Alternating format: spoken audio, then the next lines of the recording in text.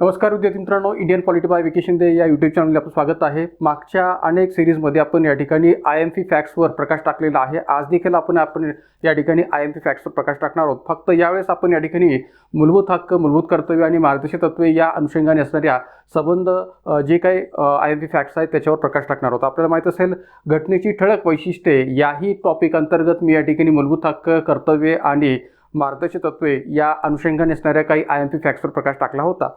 पण तरीही या ठिकाणी पुन्हा रिपीट आपण एक प्रकारे या तिन्ही टॉपिकवर असणाऱ्या इतर जे काही IMP फॅक्ट्स आहेत किंवा या अनुषंगाने असणारे इतर जे काही प्रश्न आहेत त्या प्रश्नांच्या विश्लेषणाच्या माध्यमातून अनेक प्रकारच्या IMP फॅक्ट्सवर प्रकाश टाकणार आहोत की जेणेकरून आपल्याला याविषयीच्या प्रश्नांचा आणखीन अधिक चांगल्या पद्धतीने प्रॅक्टिस व्हावी किंवा सराव व्हावा हा त्या पाठीमागचा हेतू आहे। तर आजच्या आपल्या या सिरीजमध्ये आपण या ठिकाणी मूलभूत हक्क, मूलभूत कर्तव्य आणि एक प्रकारे मार्गदर्शक तत्त्वे आणि त्याचबरोबर धर्मनिरपेक्षता, जनहित याचिका अशा इतरही जे काही टॉपिक आहेत त्याच्यावर सुद्धा आपण या ठिकाणी असणाऱ्या IMP फॅक्ट्सवर प्रकाश टाकूया की जेणेकरून आपल्याला संबंध बाबतीत योग्य पद्धतीने ही जी काही चर्चा आहे ती करता यावी। तर सुरू करूया आजच्या या आपल्या सिरीजला। मग या ठिकाणी पहिला जो प्रश्न आहे तो एक प्रकारे मार्गदर्शक तत्वाशी संबंधित आहे की मार्गदर्शक तत्वांच्या प्रकरणातील कोणते कलम मादक पेयांच्या सेवनावर बंदी घालण्याशी संबंधित आहे। सरळ प्रश्न जो आहे तो भारतीय राज्यघटनेतल्या मार्गदर्शक तत्वांशी संबंधित आहे आणि प्रश्न काय की मार्गदर्शक तत्वांच्या प्रकरणातील कोणते कलम मादक पेयांच्या सेवनावर बंदी घालण्याशी संबंधित आहे। कलम 41, कलम 44, कलम 47 आणि कलम 38। तर आता एक लक्षात घ्या की भारतीय राज्यघटनेमध्ये मार्गदर्शक तत्वांतर्गत मादक पेयांच्या रचनातून असणारी जी काही तरतूद आहे ती कलम 47 मध्ये पाहायला मिळते। एकंदरीत जर आपण पाहिलं तर या ठिकाणी कलम 47 अंतर्गत या मादक पेयाशी संबंधित जी काही तरतूद आहे ती पाहायला मिळते की ज्यामध्ये संदर्भ काय पाहायला मिळतो की जनतेचे राहणीमान, पोषणमान आणि सार्वजनिक आरोग्य सुधारण्याच्या दृष्टीने राज्य प्रयत्नशील राहील आणि त्याचबरोबर औषधीय प्रयोजनाखेरीज जे काही मादक पेय किंवा जे काही अंमली पदार्थ आहेत त्यांच्यावर बंदी या ठिकाणी विचार घेतली जाईल किंवा त्यासाठी राज्य प्रयत्नशील राहील। तर या अनुषंगाने कलम 47 मध्ये या मादक पेयांवरच्या सेवनावरच्या बंदीची रचना असणारी तरतूद आपल्याला कलम 47 रचने स्पष्ट करता येते। पण मित्रांनो एक लक्षात घ्या की या एकंदरीत ज्यावेळेस आपण कलम 47चा विचार करतो त्यावेळेस आपल्याला याही दृष्टीने लक्ष ठेवण्याची गरज आहे किंवा इतर ज्या काही तरतुदी आहेत त्याही आपण इथं लक्ष ठेवण्याची गरज आहे। कारण की जसं तर कलम 44 समान नागरी कायद्याच्या रचनातून युनिफॉर्म सिव्हिल कोडच्या तरतूद आपल्याला पाहायला मिळते किंवा कलम 41 की ज्यामध्ये या ठिकाणी कामाचा हक्क किंवा वार्धक्य किंवा इतर ज्या काही तरतुदी आहेत त्यांचा संदर्भ आपल्याला पाहायला मिळतो की राज्य हे आपली आर्थिक क्षमता आणि विकासाच्या मर्यादेत राहून सर्व प्रकारच्या ज्या काही सोयीसुविधा आहेत ते देण्याचा प्रयत्न करणार आणि त्या दृष्टीने प्रयत्नशील राहील। तर कलम 41 असो, 44 असो किंवा कलम 38 असो अशा सगळ्याच ज्या काही मार्गदर्शक तत्वांशी संबंधित तरतुदी आहेत त्याही आपण चांगल्या पद्धतीने लक्षात ठेवण्याची गरज आहे कारण की त्याच्याही दृष्टीने प्रश्न हे विचारले जात असतात किंवा विचारले गेलेले आहेत। आता इथं जेव्हा आपण मादक पेयाचा प्रश्न विचार घेतो तेव्हा ठिकाणी त्याचा संदर्भ आपल्याला कलम 47 रचने सांगता येते। पण जसं मी आता म्हटल्याप्रमाणे की कलम 47 मध्ये फक्त मादक पेयाच्या सेवनावर बंदी या दृष्टीने या ठिकाणी संदर्भ पाहायला मिळतो का, तर त्याचबरोबर या ठिकाणी हाही संदर्भ पाहायला मिळतो की जनतेचे राहणीमान, पोषणमान आणि सार्वजनिक आरोग्य सुधारणे या दृष्टीने सुद्धा राज्य प्रयत्नशील राहील याचाही संदर्भ आपल्याला यामध्ये पाहायला मिळतो। तर त्यामुळे कलम 47च्या अनुषंगाने असणारे हे जे IMP फॅक्ट्स आहेत त्या IMP फॅक्ट्स पाहत असताना आपण या सर्वच गोष्टींना लक्षात ठेवण्याची गरज आहे की एक प्रकारे मादक पेयाच्या रचनातून असणाऱ्या सेवनावर बंदी याबरोबरच इतरही ज्या काही तरतुदी कलम 47 मध्ये विचार घेतलेले आहेत त्याला सुद्धा आपण विसरता कामा नये। तर त्या अनुषंगाने थोडीशी माहिती पुढे पाहूया। मग आता कलम 47 मध्ये जो संदर्भ आपल्याला पाहायला मिळतो तो काय आहे की जनतेचे पोषणमान, राहणीमान उंचावणे, सार्वजनिक आरोग्य सुधारणे या गोष्टी प्राथमिक कर्तव्यांपैकी असल्याचे राज्य मानेल। तसेच मादक पेय व आरोग्यास अपायकारक अशी अंमली द्रव्ये यांचे औषधीय प्रयोजनाखेरीज सेवन करण्यावर बंदी आणण्यासाठी राज्य प्रयत्नशील राहील। आता बऱ्याच वेळा आपल्याला या ठिकाणी जी काही घटनेतली जशाच तशी असणारी वाक्यरचना आहे ती समजत नाही आणि मग त्यामुळे तशाच प्रकारची वाक्यरचना जर आयोगाकडून वापरली गेली तर आपला गोंधळ उडून जातो। जर का समजा हा प्रश्न या ठिकाणी या पद्धतीने विचारला गेला की मादक पेय व आरोग्यास अपायकारक अशी द्रव्ये यांचे औषधीय प्रयोजनाखेरीज सेवन करण्यावर बंदी आणण्यासाठी राज्य प्रयत्नशील राहील। कारण की औषधीय प्रयोजनाखेरीज म्हणजे काय की औषधीय बाबतीत औषधीय दृष्टिकोनातून किंवा औषधी निर्माण करण्याच्या दृष्टीने या मादक पेयांचा विचार होऊ शकतो, पण त्या प्रयोजनाखेरीज या मादक पेय आणि आरोग्यास अपायकारक अशी अंमली द्रव्ये यांच्यावर बंदी घालण्याचा अधिकार राज्य शासनाला असेल किंवा राज्य शासन त्या दृष्टीने प्रयत्नशील असेल. औषधी बाबतीत या ठिकाणी त्याचा विचार होऊ शकतो, पण औषधीय प्रयोजनाखेरीज जर का या ठिकाणी व्यसनाच्या आधारावर किंवा ड्रग्ज किंवा या इतर बेसिसवर या ठिकाणी जर त्याचा वापर होणार असेल तर त्याच्यावर निश्चितपणे राज्य बंदी घालेल असा संदर्भ इथं आपल्याला पाहायला मिळतो. म्हणजे औषधीय प्रयोजनाखेरीज हा जो संदर्भ आहे तो आपण विसरता कामा नये, कारण की यालाही या ठिकाणी महत्त्वाचं स्थान या कलम 47 मध्ये आपल्याला दिसून येतं. तर त्यामुळे जनतेचे राहणीमान, पोषणमान उंचावणे आणि सार्वजनिक आरोग्य सुधारणे यासाठी जे काही राज्य प्रयत्न करणं अपेक्षित आहे ते करेल. आणि त्याचबरोबर मादक पेय व आरोग्यास अपायकारक अशी अंमली द्रव्ये यांचे औषधीय प्रयोजनाखेरीज सेवन करण्यावर बंदी आणण्यासाठी राज्य प्रयत्नशील राहील. त्यामुळे याही घटकाला आपण विसरता कामा नये IMP फॅक्ट बेसिसवर. जाऊया पुढच्या प्रश्नाकडे. पहा, आता पुढचा प्रश्न जो आहे तो या ठिकाणी रिपीट अगेन मूलभूत कर्तव्याशी संबंधित आहे की खालील विधाने विचारात घ्या. 1976च्या 42व्या घटनावलीने नागरिकांची मूलभूत कर्तव्ये राज्यघटनेत समाविष्ट करण्यात आली. 2002 मध्ये 86व्या घटनावलीने मूलभूत कर्तव्यांची संख्या वाढून 11 झाली. मूलभूत कर्तव्यांची शिफारस संथानम समितीने केली होती. वरीलपैकी कोणती विधाने बरोबर आहेत? ए आणि बी, बी आणि सी, ए आणि सी, ए, बी आणि सी. माझा पहा की 1976च्या 42व्या घटनावलीने नागरिकांची मूलभूत कर्तव्ये राज्यघटनेत समाविष्ट करण्यात आली. हे ऑब्व्हियसली बरोबर आहे, कारण की 42व्या घटनावलीनुसार आपल्याकडे मूलभूत कर्तव्यांचा समावेश भारतीय राज्यघटनेत केला गेलेला आहे. त्यावेळेस आपल्याकडे 10 मूलभूत कर्तव्यांचा समावेश भारतीय राज्यघटनेमध्ये केला गेला होता 42व्या घटनावलीद्वारे. 2002 मध्ये 86व्या घटनावलीने ही संख्या वाढवून 11 झाली, की जे 11वं मूलभूत कर्तव्य 6 ते 14 वर्ष वयोगटातील मुलामुलींना मोफत व सक्तीच्या प्राथमिक शिक्षणाची संधी पालकांनी उपलब्ध करून द्यावी या अर्थाने या ठिकाणी आहे. तर त्याच्याशी संबंधित हे 11 मूलभूत कर्तव्य आपल्याला स्पष्ट करता येईल, की जे 2002 मध्ये 86व्या घटनावलीने ॲड केले गेलेलं आहे. आणि त्याबरोबर मूलभूत कर्तव्यांची शिफारस संथानम समितीने केली होती, हे मात्र विधान या ठिकाणी चुकीचं आहे. आपल्याला काय विचारलं की वरीलपैकी कोणती विधाने बरोबर आहेत? ए आणि बी, बी आणि सी, ए आणि सी, ए, बी आणि सी. माझा पहा की फक्त 2च विधाने बरोबर आहेत. फक्त एक हे उत्तर आपल्याला देता येऊ शकेल, ए आणि बी. का तर मूलभूत कर्तव्यांची शिफारस संथानम समितीने नव्हे तर या ठिकाणी सुवर्णसिंह समितीने केली होती. माझा पहा, आपल्याला इथं ज्यावेळेस आपण या प्रश्नाकडे पाहतो तेव्हा आपण त्याचा सर्व अंगाने अभ्यास करणं अपेक्षित आहे. जो विद्यार्थी या ठिकाणी आपल्या वेगवेगळ्या प्रकारच्या परीक्षांची तयारी करतो आणि तयारी करत असताना तो जर सर्वांगाने अभ्यास करत असेल तर त्याचा अभ्यास हा परिपूर्ण असं म्हणायला जागा होते. वारंवार या ठिकाणी विद्यार्थ्यांकडून मला असे या ठिकाणी कमेंट्स येत आहेत की आपण जे काही या ठिकाणी सिरीज घेत आहे किंवा अगोदर या ठिकाणी जे काही वेगळ्या प्रकारच्या सिरीजच्या माध्यमातून माहिती दिलेली आहे यूट्यूब व्हिडिओच्या बेसिसवर, तर त्यामध्ये तुम्ही अधिक एक प्रकारे फालतू गोष्टीवर वेळ घालवत नाहीत, अधिकाधिक विषयावर भर देतात, विषयाच्या बाहेर जाऊन या ठिकाणी गप्पा मारण्यावर भर देत नाहीत, बकवास करत नाहीत. अशा या ठिकाणी वेगळ्या प्रकारच्या कमेंट्स ज्या काय त्या अनेक व्हिडिओजला मला आता मिळत आलेल्या आहेत. तर माझा हेतू हाच आहे की एक प्रकारे विषयाच्या बाहेर न जाता आणि उगाचच या ठिकाणी फालतू वेळ न दडवता आपला जो मूळ विषय आहे, आपला जो मूळ या ठिकाणी प्रश्न आहे त्याच्यावर अधिकाधिक फोकस करून त्याच्यावर अधिकाधिक माहिती आणि त्याच्याशी संबंधित अधिकाधिक IMP फॅक्ट्स हे सांगणं हा माझा मूळ हेतू आहे. त्यामुळे इतर लोक या ठिकाणी काय करतात आणि इतर लोक तसं करतायत म्हणून मीही तसंच करायला पाहिजे असं या ठिकाणी मी कधीही म्हणणार नाही, कारण की माझी एक विशिष्ट प्रकारची शैली आहे. त्या शैलीच्या दृष्टीतूनच मी या ठिकाणी आपली जी काही टीचिंग मेथड आहे ती स्पष्ट करतोय. तर त्यामुळे ज्यांना कोणाला असं वाटतंय की या ठिकाणी एक प्रकारे इतर गोष्टींवर या ठिकाणी प्रकाश टाकला पाहिजे का किंवा इतर गप्पा मारल्या पाहिजेत का, तर या ठिकाणी मी असंही तर स्पष्टपणे सांगू शकतो की इतर कसल्याही प्रकारच्या गप्पा मी या ठिकाणी मारण्यावर भर देणार नाही. बऱ्याच विद्यार्थ्यांनी या ठिकाणी मला याबाबत धन्यवाद दिलेले आहेत की आपण फक्त या ठिकाणी विषयाला अनुसरूनच एक प्रकारे आपला जो काही व्हिडिओ आहे तो सादर करतात. तर त्याबद्दल मी सर्वांचे पुन्हा आणखी एकदा धन्यवाद मानतो की या ठिकाणी जर का आपल्याला अशीच अपेक्षा असेल की एक प्रकारे आपण विषयाच्या बाहेर न जाता फक्त विषयाला अनुसरूनच या ठिकाणी अधिकाधिक माहिती सांगावी, तर निश्चितपणे मी त्याच दृष्टीने पुढेही या ठिकाणी सर्व प्रकारची माहिती सांगणार आहे, कारण की माझा मूळ पिंड जो आहे तो त्याच पद्धतीने आहे. त्यामध्ये मी कसल्याही प्रकारे बदल करत नाही आणि आधीही केलं नाही, आताही करणार नाही. तर त्यामुळे इथंही आपण लक्षात घ्या की इथं ज्यावेळेस आपण या प्रश्नाचा सर्वांगाने अभ्यास करतो, सर्वांगाने विचार करतो, तेव्हा आपल्याला हे लक्षात आलं पाहिजे किंवा हे माहिती आहे की आपल्याला मूलभूत कर्तव्यांशी संबंधित सुवर्णसिंह समिती स्थापन झाली होती आणि सुवर्णसिंह समितीच्या शिफारशीनुसार मूलभूत कर्तव्यांचा समावेश भारतीय राज्यघटनेत केलेला आहे. पण आपल्याला हेही माहिती असलं पाहिजे की के संथानम समिती ही का स्थापन केली गेली होती भारताच्या एकंदरीत प्रशासनाच्या स्तरावर. तर ती केव्हा स्थापन केली होती, का स्थापन केली होती, त्यांच्याकडून नेमकं कोणतं काम केलं गेलं होतं, या सर्व अर्थाने सुद्धा आपल्याला माहिती असणं गरजेचं आहे. आणि त्याशी संबंधित असणाऱ्या IMP फॅक्ट्सवर सुद्धा आपण इथं प्रकाश टाकणार आहोत.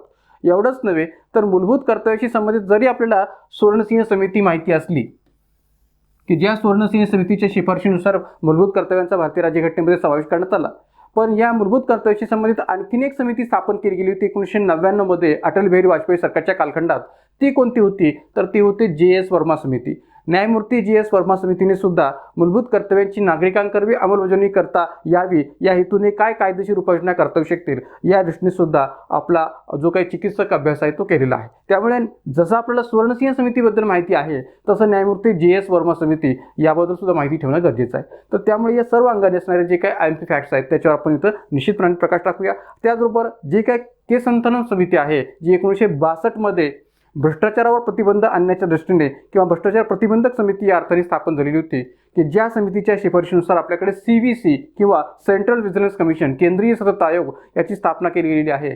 तर अशा या केसंतनम समितीच्याही IMP फॅक्ट्सवर आपण थोडक्यात प्रकाश टाकूया. पण या ठिकाणी याचं उत्तर आपल्याला सांगता येईल पर्याय क्रमांक 1 फक्त A आणि B हे दोनच विधान या ठिकाणी बरोबर आहेत, मात्र C हे विधान चुकीचं आहे. माझा पहा की सुवर्णसिंह समितीचा जेव्हा आपण विचार करतो तेव्हा सुवर्णसिंह समितीच्या शिफारशीनुसार घटनेत या मूलभूत कर्तव्यांचा समावेश करण्यात आलेला आहे. मूलभूत कर्तव्यांचे पालन न केल्यास दंड व शिक्षेची शिफारस सुवर्णसिंह समितीने केली होती.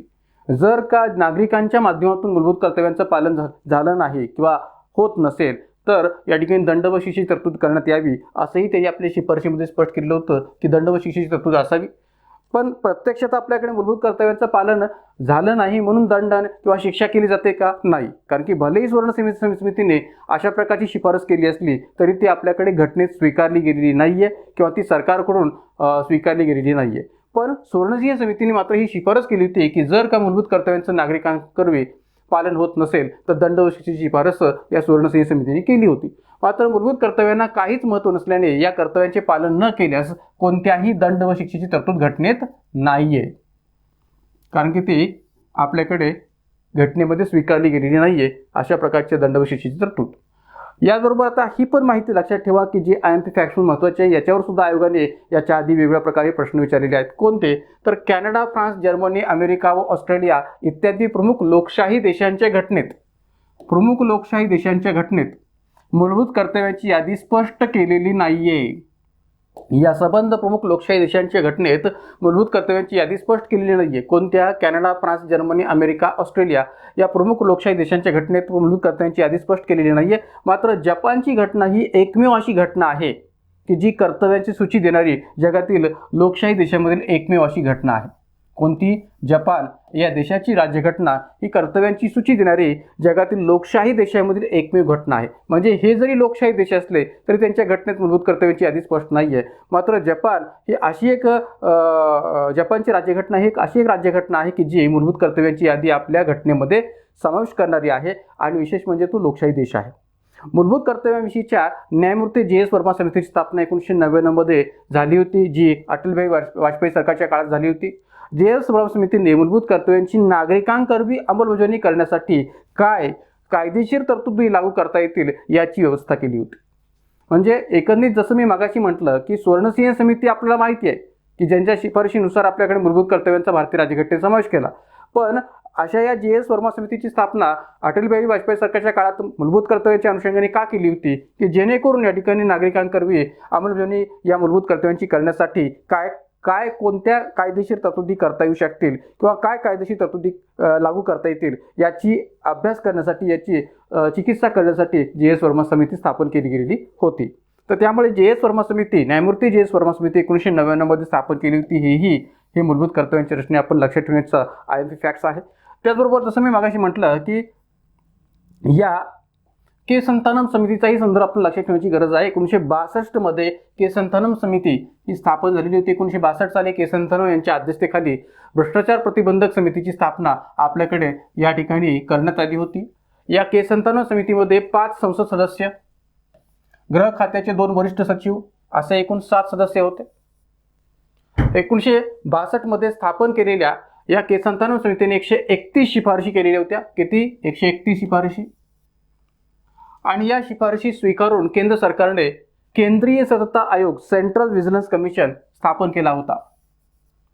CVC सेंट्रल व्हिजिलन्स कमिशन केंद्रीय सतर्कता आयोग हा स्थापन केला होता या केस संदर्भ समितीच्या शिफारशीनुसार. 1963 साली आपल्याकडे केंद्रीय सतर्कता आयोग, केंद्रीय दक्षता आयोग, सेंट्रल व्हिजिलन्स कमिशनची स्थापना करण्यात आली होती. आज देखील आपल्याकडे केंद्रीय दक्षता आयोग किंवा केंद्रीय सतर्कता आयोग हा आहे, यंत्रणा कार्यरत आहे. आपली जी काही CBI central bureau of investigation किंवा केंद्रीय अन्वेषण ब्युरो जो आहे तो या ठिकाणी याच CVCच्या नियंत्रणाखाली राहून काम करतो. तर त्यामुळे बहुतांश विद्यार्थ्यांना CVC ही नेमकी काय असते किंवा काय यंत्रणा आहे, तर एक लक्षात घ्या की भारतामध्ये जे काही वेगळ्या प्रकारचा प्रशासकीय पातळीवरचा भ्रष्टाचार होत असतो त्या भ्रष्टाचाराला नियंत्रित करण्याच्या हेतूने काम करणारी एक महत्त्वपूर्ण संस्था म्हणून या ठिकाणी CVCकडे पाहिलं जातं, सेंट्रल व्हिजिलन्स कमिशनकडे पाहिलं जातं. तर राज्यसेवेच्या मेन्सच्या सिलेबसमध्ये CVCचा संदर्भ आपल्याला निश्चितपणे पाहायला मिळेल, कारण की तो सिलेबसचा पार्ट आहे. तर इथं एक लक्षात घ्या की इथं 1963 मध्ये या केसंतानव समितीच्या शिफारशीनुसार CVCची स्थापना करण्यात आली होती. एवढंच नव्हे तर या एकंदरीत संथानम समितीने आपल्या 304 पानांच्या अहवालात पुढील शिफारशी केल्या होत्या की राज्यघटनेच्या 311व्या कलमात अशा सुधारणा कराव्यात की ज्यामुळे भ्रष्टाचारासंबंधीची खटले चालवणे अधिक सुलभ होईल. कारण की 311व्या कलमामध्ये नागरी सेवकांच्या दृष्टीतून असणाऱ्या बहुतांश तरतुदींचा उल्लेख केला गेलेला आहे. तर अशा या कलम 311व्या कलमात सुधारणा करण्यात याव्यात की ज्यामुळे भ्रष्टाचारासंबंधीची खटले चालवणे अधिक सुलभ होईल. कारण की कलम 311च्या माध्यमातून आपल्याकडे भारताच्या प्रशासकीय सेवेमध्ये, लोकसेवेमध्ये काम करणाऱ्या बहुतांश लोकसेवकांना जे काही घटनात्मक संरक्षण प्राप्त झालेलं आहे त्या घटनात्मक संरक्षणाचा विचार करता त्यात जर काही या ठिकाणी सुधारणा केल्या गेल्या तर ज्यामुळे भ्रष्टाचारासंबंधीचे खटले चालवणे अधिक सुलभ होईल. स्वायत्त अधिकार असणारा केंद्रीय सत्ता आयोग किंवा CVC स्थापन करण्यात यावा. सनदी सेवकांच्या सेवा नियमात सुधारणा करण्यात याव्यात आणि लोकप्रतिनिधी, मंत्री, वरिष्ठ अधिकारी यांनी आपल्या संपत्तीची घोषणा पदग्रहणापूर्वी करावी. म्हणजे प्रशासनामधला किंवा सरकारच्या स्तरावरचा असणारा जो भ्रष्टाचार आहे तो भ्रष्टाचार जर कमी करायचा असेल, कारण की भ्रष्टाचार हे अशी समस्या आहे की जी या ठिकाणी कधीच न मिटणारी समस्या आहे. कारण की प्रसिद्ध तत्ववेत्ता आणि प्रसिद्ध या ठिकाणी भारतीय राजकीय विचारवंत ज्या कौटिल्याकडे पाहिलं जातं, तर अशा या कौटिल्याने सुद्धा काय म्हटलं होतं की पाण्यात राहणारा मासा हा कधी पाणी पितो हे जसं लक्षात येत नाही, तसं प्रशासनात काम करणारा अधिकारी किंवा पदाधिकारी हा कसा भ्रष्टाचार करतो हे लक्षात येत नाही. कारण की पाण्यात राहणारा मासा हा या ठिकाणी पाणी कधी पितो हे जसं लक्षात येऊ शकत नाही, तसंच या प्रशासनातल्या अधिकारी आणि पदाधिकाऱ्यांचे की ते कधी भ्रष्टाचार करतात हे सहजासहजी लक्षात येत नाही. तर त्यामुळे या ठिकाणी लोकप्रतिनिधी असो, मंत्री असो, वरिष्ठ अधिकारी असो यांनी आपल्या संपत्तीची घोषणा आपलं पद ग्रहण करण्यापूर्वी करावी अशी एक चांगली शिफारस या केसंतान समितीने सुद्धा केली होती. त्यानंतर पुढचा प्रश्न आहे, जनहित याचिका राज्यघटनेच्या पुढील कलमानुसार दाखल करता येते. जनहित याचिका राज्यघटनेच्या पुढील कलमानुसार दाखल करता येते. केवळ कलम 32, केवळ कलम 32, केवळ 226, 32 आणि 226 दोन्ही आणि वरीलपैकी नाही. करता एक लक्षात घ्या की भारताच्या अंतर्गत जनहित याचिका असा आपण संदर्भ विचारात घेतो तेव्हा त्याच्यामध्ये जनतेचं हित, सार्वजनिक हित जे काय ते दडलेलं असतं आणि मग आपल्याकडे सर्वोच्च न्यायालयाने जे काही विभिन्न निर्णय दिलेले आहेत त्या निर्णयांचा विचार केला किंवा सर्वोच्च न्यायालयाने जेव्हापासून भारतामध्ये जनहित याचिकांच्या बाबतची सुरुवात केली, विशेषतः 1979चा जर आपण कालखंड पाहिला तर 1979 मध्ये कैदेतील असणारे जे काही तुरुंगात असणारे जे काही कैदी आहेत किंवा त्या कैद्यांच्या मानवी हक्कांचा प्रश्न विचार घेत असताना आपल्याकडे जनहित याचिकांची जी काही सुरुवात आहे ती सर्वोच्च न्यायालयाच्या माध्यमातून प्रथमतः विचार घेतली गेली होती 1979 अंतर्गत. तर त्यावेळेसपासून जर आपण विचार केला तर जनतेचं हित किंवा सार्वजनिक हित डोळ्यासमोर ठेवून या ठिकाणी जनहित याचिकांची सुरुवात आपल्याकडे भारतात झालेली दिसून येते.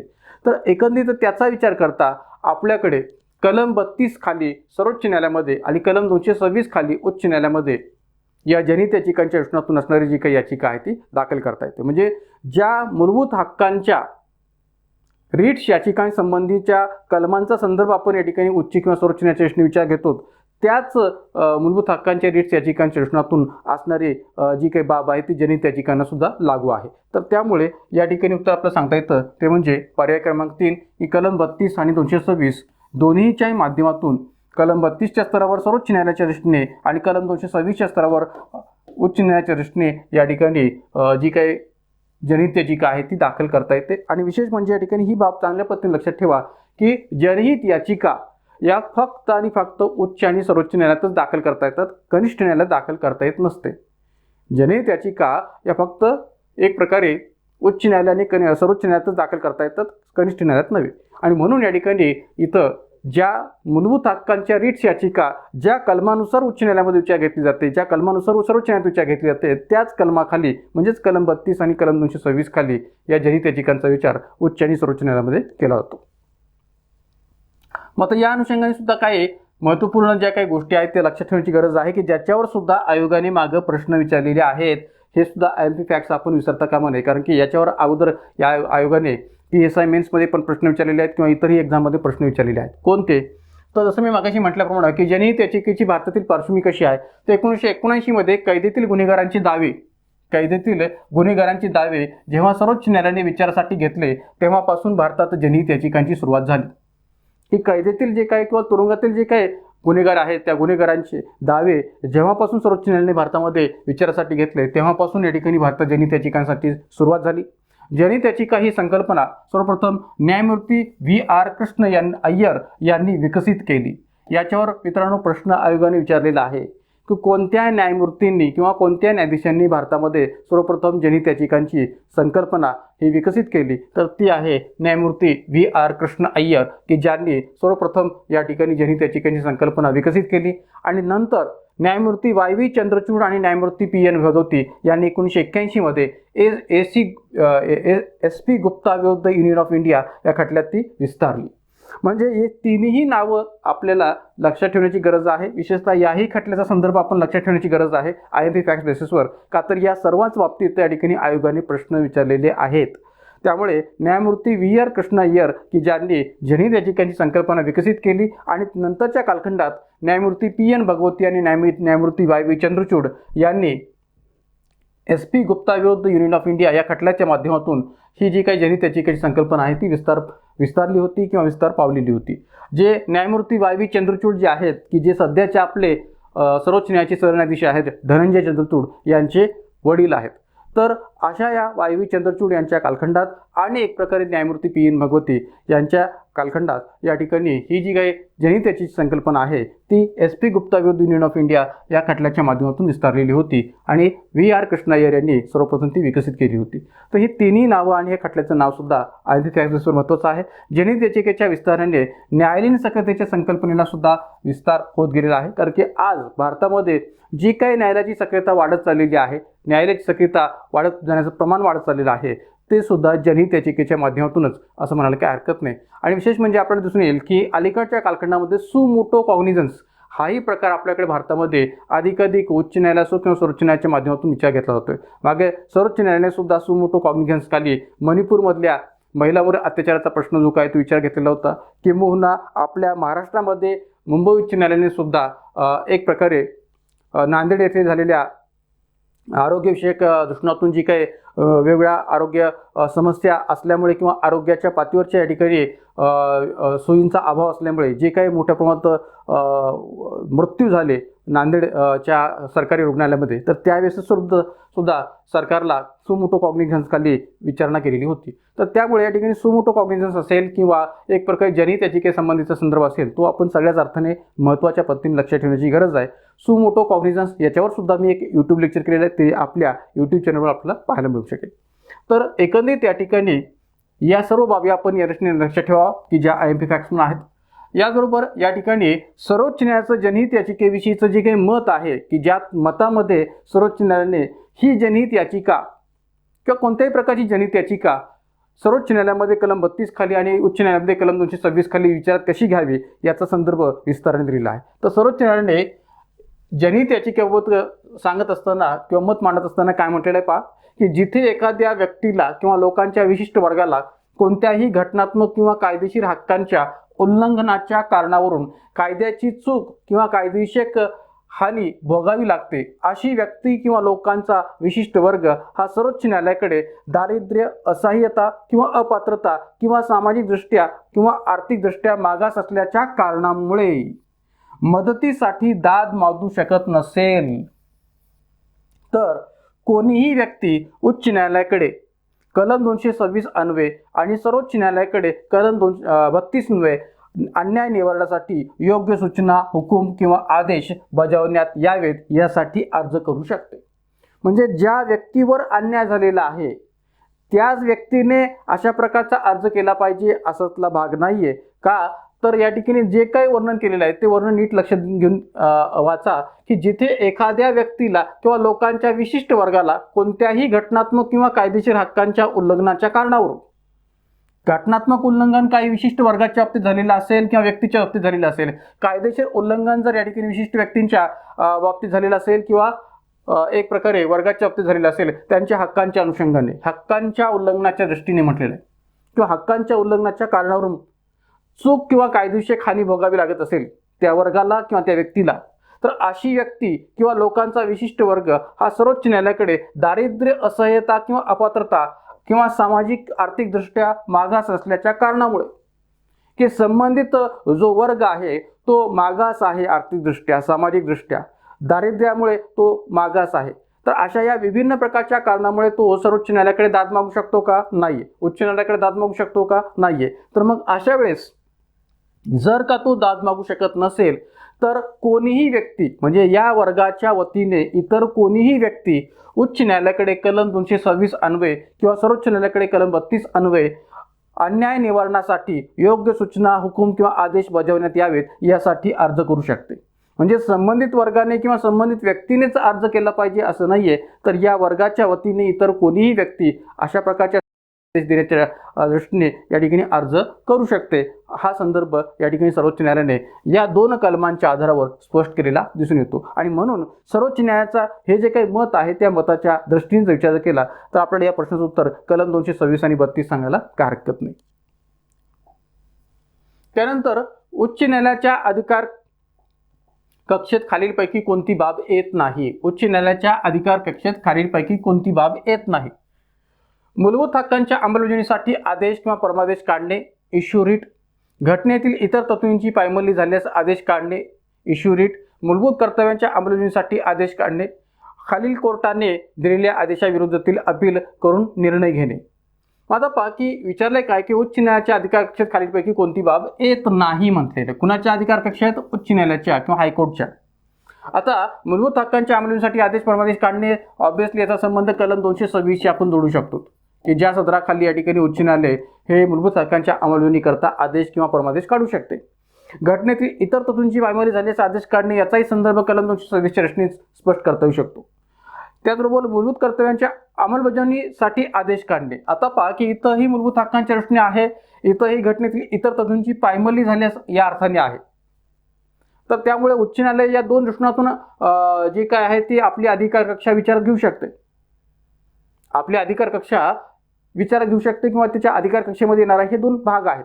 पण मूलभूत कर्तव्यांच्या अंमलबजावणीसाठी आदेश काढणे हे उच्च न्यायालयाच्या अधिकार कक्षेचा भाग नाहीये. किंबहुना आपल्याकडे मूलभूत कर्तव्यांच्या अंमलबजावणीच्या दृष्टीने कोणत्याही न्यायालयाला आदेश काढण्याविषयीची जबाबदारी दिली गेलेली नाहीये किंवा अधिकारही नाहीये. का? कारण की मूलभूत कर्तव्यांची जर का या ठिकाणी पालन कोणत्याही नागरिकाने केलेलं नसेल किंवा एखाद्या नागरिकाकडून मूलभूत कर्तव्याचं उल्लंघन झालेलं असेल तर त्याकरता दंड आणि शिक्षेची तरतूद नाहीये. आणि त्यामुळे मूलभूत कर्तव्याच्या अंमलबजावणीसाठी न्यायालयाने अशा प्रकारचा आदेश काढणं याचा काही संदर्भ इथं स्पष्ट करता येत नाही. आणि म्हणून या ठिकाणी हे विधान जे काय आहे ते चुकीचं आहे. पर्याय क्रमांक 3 जो आहे तो चुकीचा आहे की उच्च न्यायालयाच्या अधिकार कक्षेत खालीलपैकी कोणती बाब येत नाही, तर पर्याय क्रमांक 3 ही बाब येत नाही. मूलभूत कर्तव्यांच्या अंमलबजावणीसाठी आदेश काढणे ही बाब उच्च न्यायालयाच्या कार्यकक्षेत येत नाही. राहिला प्रश्न खालील कोर्टाने म्हणजेच कनिष्ठ न्यायालयाने दिलेल्या आदेशाविरोधातील अपील दाखल करून निर्णय देणे हे उच्च न्यायालयाच्या अधिकार कक्षेचा भाग आहे. कलम 228 खाली या ठिकाणी उच्च न्यायालय कनिष्ठ न्यायालयाने दिलेल्या कोर्टाच्या आदेशाविरोधातील अपील दाखल करून निर्णय देत असतं. तर त्यामुळे या ठिकाणी पहिल्या 2 विधानांचा संबंध कलम 226 शी जोडता येतो, या विधानाचा संबंध कलम 228 शी जोडता येतो. या अनुषंगाने उच्च न्यायालयाच्या अधिकार कक्षेत या सर्व बाबी येतात. मात्र मूलभूत कर्तव्यांच्या अंमलबजावणीसाठी आदेश काढणे ही बाब उच्च न्यायालयाच्या कार्यकक्षेत येत नाही. म्हणून पर्याय क्रमांक 3 हे उत्तर आपल्याला स्पष्ट करता येऊ शकेल की एक प्रकारे ही बाब उच्च न्यायालयाच्या अधिकार कक्षेमध्ये येत नाही. मग आता याही अनुषंगाने या ठिकाणी ही बाब लक्षात ठेवा की जी मागाशी मी मूलभूत कर्तव्यांच्या प्रश्नामध्ये स्पष्ट केली होती की मूलभूत कर्तव्यांचे पालन न केल्यास दंड व शिक्षेची शिफारस सुवर्ण समितीने ते सुवर्णसिंह समितीने केली होती. मात्र अशा प्रकारची जी काही शिफारस आहे ती आपल्याकडे घटनेत स्वीकारली गेलेली नाही आहे. त्यामुळे मूलभूत कर्तव्याचं पालन न केल्यास कोणत्याही दंडाची किंवा शिक्षेची तरतूद घटनेत नाही आहे.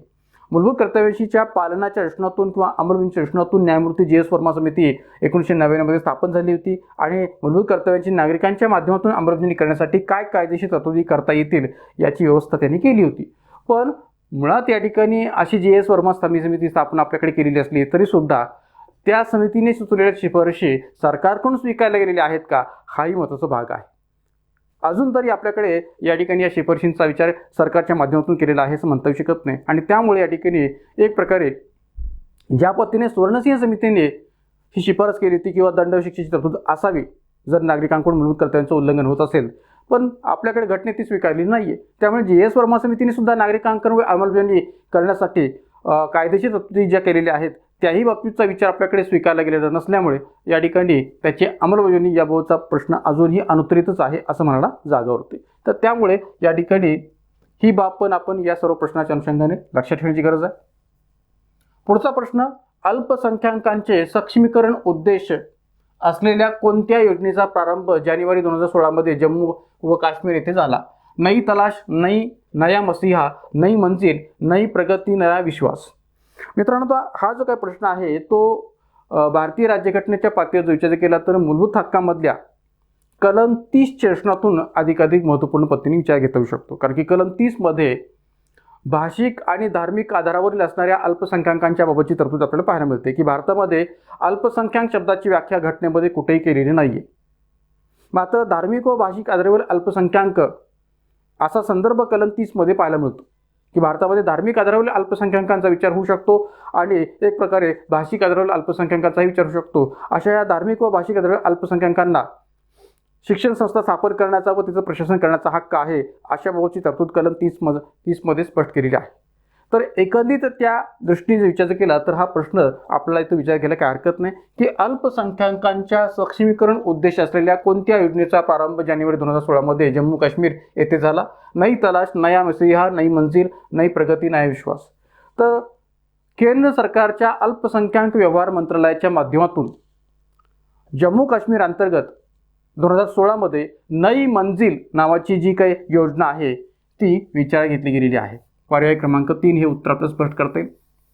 नई मंजिल की ज्या योजनेच्या माध्यमातून प्राथमिक, माध्यमिक, उच्च माध्यमिक या शिक्षण प्रक्रियेमध्ये किंवा या शिक्षण अवस्थामध्ये जे कोणते अल्पसंख्याक विद्यार्थी ड्रॉपआउट होतात, गळतीमध्ये या ठिकाणी विचारात घेतले जातात, तर अशा या ड्रॉपआउट झालेल्या विद्यार्थ्यांना किंवा ड्रॉपआउट झालेल्या मुलांना रोजगारभिमुख किंवा रोजगार प्राप्तीच्या रचनातून कौशल्य कसं प्राप्त करून देता येऊ शकेल त्या दृष्टीने शिक्षण देण्याचा विचार जो काय तो या योजनेच्या माध्यमातून केला गेलेला आहे की रोजगारभिमुख कौशल्यावर आधारित शिक्षण कसं देता येऊ शकेल या प्रकारच्या प्रक्रियेला किंवा या प्रकारच्या या ठिकाणी तरतुदीला या योजनेच्या माध्यमातून विचार घेतलेला आहे. तर त्यामुळे नई मंजिल ही केंद्र सरकारच्या केंद्रीय अल्पसंख्याक व्यवहार मंत्रालयाच्या माध्यमातून राबवली जाणारी ही योजना आहे. सुरुवातीला 2016च्या अंतर्गत जम्मू काश्मीरच्या अंतर्गत त्याची सुरुवात झाली. नंतर 2017च्या अंतर्गत पूर्ण देश पातळीवर सुद्धा त्याचा विचार जो काय तो पुढे आलेला होता. तर त्यामुळे या अर्थाने उत्तर आपलं सांगता येईल पर्याय क्रमांक 3 नई मंजिल. मात्र पहा की याही अनुषंगाने जे काही फॅक्ट्स आहेत ते आपण लक्षात ठेवा की केंद्रीय अल्पसंख्याक व्यवहार मंत्रालयामार्फत नई मंजिल ही योजना जानेवारी 2016 मध्ये जम्मू काश्मीर येथे सुरू करण्यात आली. नंतर 2017च्या अंतर्गत त्याचा विस्तार जो काय तो पूर्ण देश पातळीवर विचार घेतला गेलेला आहे. विशेषतः अल्पसंख्याकांमध्ये मुस्लिमांच्या शैक्षणिक प्रगतीच्या दृष्टीने या योजनेचा अधिकाधिक विचार करायला काही हरकत नाही. या योजनेत अंतर्गत प्राथमिक, माध्यमिक, उच्च माध्यमिक शिक्षण घेत असताना अल्पसंख्याकांमधील जी मुले अर्धवट शिक्षण सोडतात, म्हणजे जसं मी मागाशी म्हटलं पण ड्रॉपआउट किंवा गळती, जी मुले अर्धवट शिक्षण सोडतात, ड्रॉपआउट, अशा मुलांना रोजगारभिमुख कौशल्याचे प्रशिक्षण देण्यात येते. या योजनेअंतर्गत प्राथमिक, माध्यमिक, उच्च माध्यमिक शिक्षण घेत असताना जी मुले की जे अल्पसंख्याकांमध्ये मोडणारी मुलं आहेत अशी मुले अर्धवट शिक्षण सोडतात, ड्रॉपआउट होतात, अशा मुलांना रोजगारभिमुख कौशल्याचे प्रशिक्षण या योजनेअंतर्गत देण्यात येते. विशेषतः या योजनेअंतर्गत येणारी बहुतांश अल्पसंख्याकांमधली जी मुलं आहेत ती जास्ती करून मुस्लिम समाजाशी रिलेटेड आहेत असं म्हणायला काही हरकत नाही. किंबहुना ही योजना अधिकाधिक पातळीवर मुस्लिमांशी संबंधित आहे असं म्हणायला काही हरकत नाही. त्यानंतर यासह अल्पसंख्याक समाजातील युवक युवतींना म्हणजे जे कोणी अल्पसंख्याक समाजात असणारे युवक युवती आहेत, या युवक युवतींना पोलीस भरती मोफत पूर्व प्रशिक्षण देण्याची सोय सुद्धा या योजनेच्या माध्यमातून केली गेली आहे. पोलीस भरती मोफत पूर्व प्रशिक्षण देण्याची सोय सुद्धा या नई मंजिल योजनेच्या माध्यमातून केलेली आहे, की जे अल्पसंख्याक समाजातील युवक युवती आहेत. तर त्यामुळे नई मंजिल ही नेमकी योजना काय, आणि विशेष म्हणजे ही योजना मोदी सरकारच्या कालखंडामध्ये केंद्रीय अल्पसंख्याक व्यवहार मंत्रालयाच्या माध्यमातून सुरू केली गेलेली योजना आहे. पुढे जाण्याच्या आधी छोटासा एक ब्रेक घेऊया आणि ब्रेकच्या माध्यमातून आपल्या Indian polity bye vacation day या ॲपद्वारे चालणाऱ्या विभिन्न ज्या काही बॅचेस आहेत त्या बॅचेसविषयी थोडक्यात माहिती घेऊया. तर आपल्या ॲपच्या माध्यमातून स्पेशल ऑफर जी काय ती 25 ऑक्टोबर 2023 पर्यंत सुरू असणार आहे. 1 ऑक्टोबर 2023 ते 25 ऑक्टोबर 2023 या अंतर्गत ही स्पेशल ऑफर विभिन्न बॅचेसवर सध्या सुरू आहे. तर त्या अनुषंगाने थोडक्यात माहिती घेऊया. संयुक्त गट ब गट क पूर्व परीक्षा 2024 सेशनातून ज्यांना कोणाला तयारी करायची आहे त्यांच्याकरता स्पेशल ऑफर सध्या सुरू आहे. फक्त 700 रुपयाच्या फीसमध्ये आपण ही बॅच प्राप्त करू शकता, की ज्यामध्ये आपण गट ब गट क पूर्व परीक्षा सेशनातून संपूर्ण तयारी करू शकाल. आणि एकूण 40+ व्हिडिओज प्लस नोट्सच्या बेसवर असणारी ही बॅच आहे. वॉच टाईम 3 पट आहे, व्हॅलिडिटी आहे 6 महिने. त्याचबरोबर गट ब गट क मुख्य परीक्षा, की जी आपल्याकडे गट ब ची एक्झाम होणार आहे 5 नोव्हेंबर 2023ला, आणि त्याबरोबर गट क ची मुख्य परीक्षा, की जी 17 डिसेंबर 2023ला आता होणार आहे, कारण की त्याचंही टाइम टेबल आपल्याकडे आलेला आहे. तर अशा या दोन्ही परीक्षांच्या अनुषंगातून असणारी जी काही गट ब गट क मुख्य परीक्षेची बॅच आहे ती पण आपल्या ॲपवर सध्या सुरू आहे, फक्त 900 रुपयाच्या फीसमध्ये. एकूण 60+ व्हिडिओज प्लस नोट्स सुधारित अभ्यासक्रम असणारी बॅच आहे. वॉच टाईम 3 पट आहे, व्हॅलिडिटी आहे 6 महिने. या दोन्ही बॅचेसविषयीची कोणतीही एन्क्वायरी करू शकता, या कॉन्टॅक्ट नंबरवर आपण एन्क्वायरी करू शकता. ऑफर 25 ऑक्टोबर 2023 पर्यंत सुरू आहे. त्याचबरोबर राज्य व्यवस्थेची राज्यसेवा पूर्व परीक्षेची बॅच सुद्धा आपल्या ॲपवर सध्या सुरू आहे.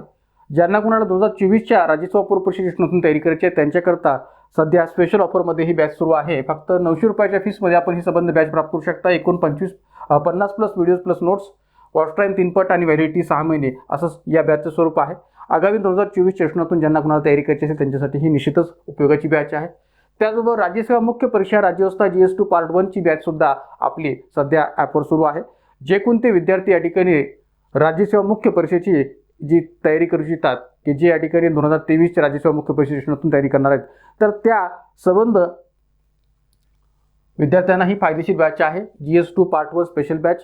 तर या बॅचमध्ये एकूण 8 घटक आपण कव्हर केलेले आहेत, की ज्यामध्ये भारतीय संविधान, भारतीय संघराज्य व्यवस्था, भारतीय प्रशासनाचा उगम, राज्य शासन व प्रशासन, ग्रामीण व शहरी स्थानिक स्वराज्य संस्था, जिल्हा प्रशासन, पक्ष आणि हितसंबंधी गट, निवडणूक प्रक्रिया. तर एकूण 8 असे घटक, की ज्या घटकांच्या आधारावर ही बॅच आपली सध्या ॲपवर सुरू आहे.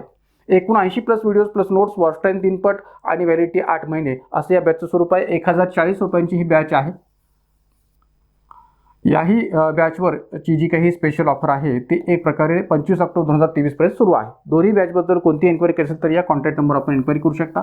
ज्या पद्धतीने आपली GS2 पार्ट 1 स्पेशल बॅच सुरू आहे, तशीच आपली GS2 पार्ट 2 स्पेशल बॅच फक्त नवीन घटकांच्या अनुषंगाने सुद्धा सध्या ॲपवर सुरू आहे.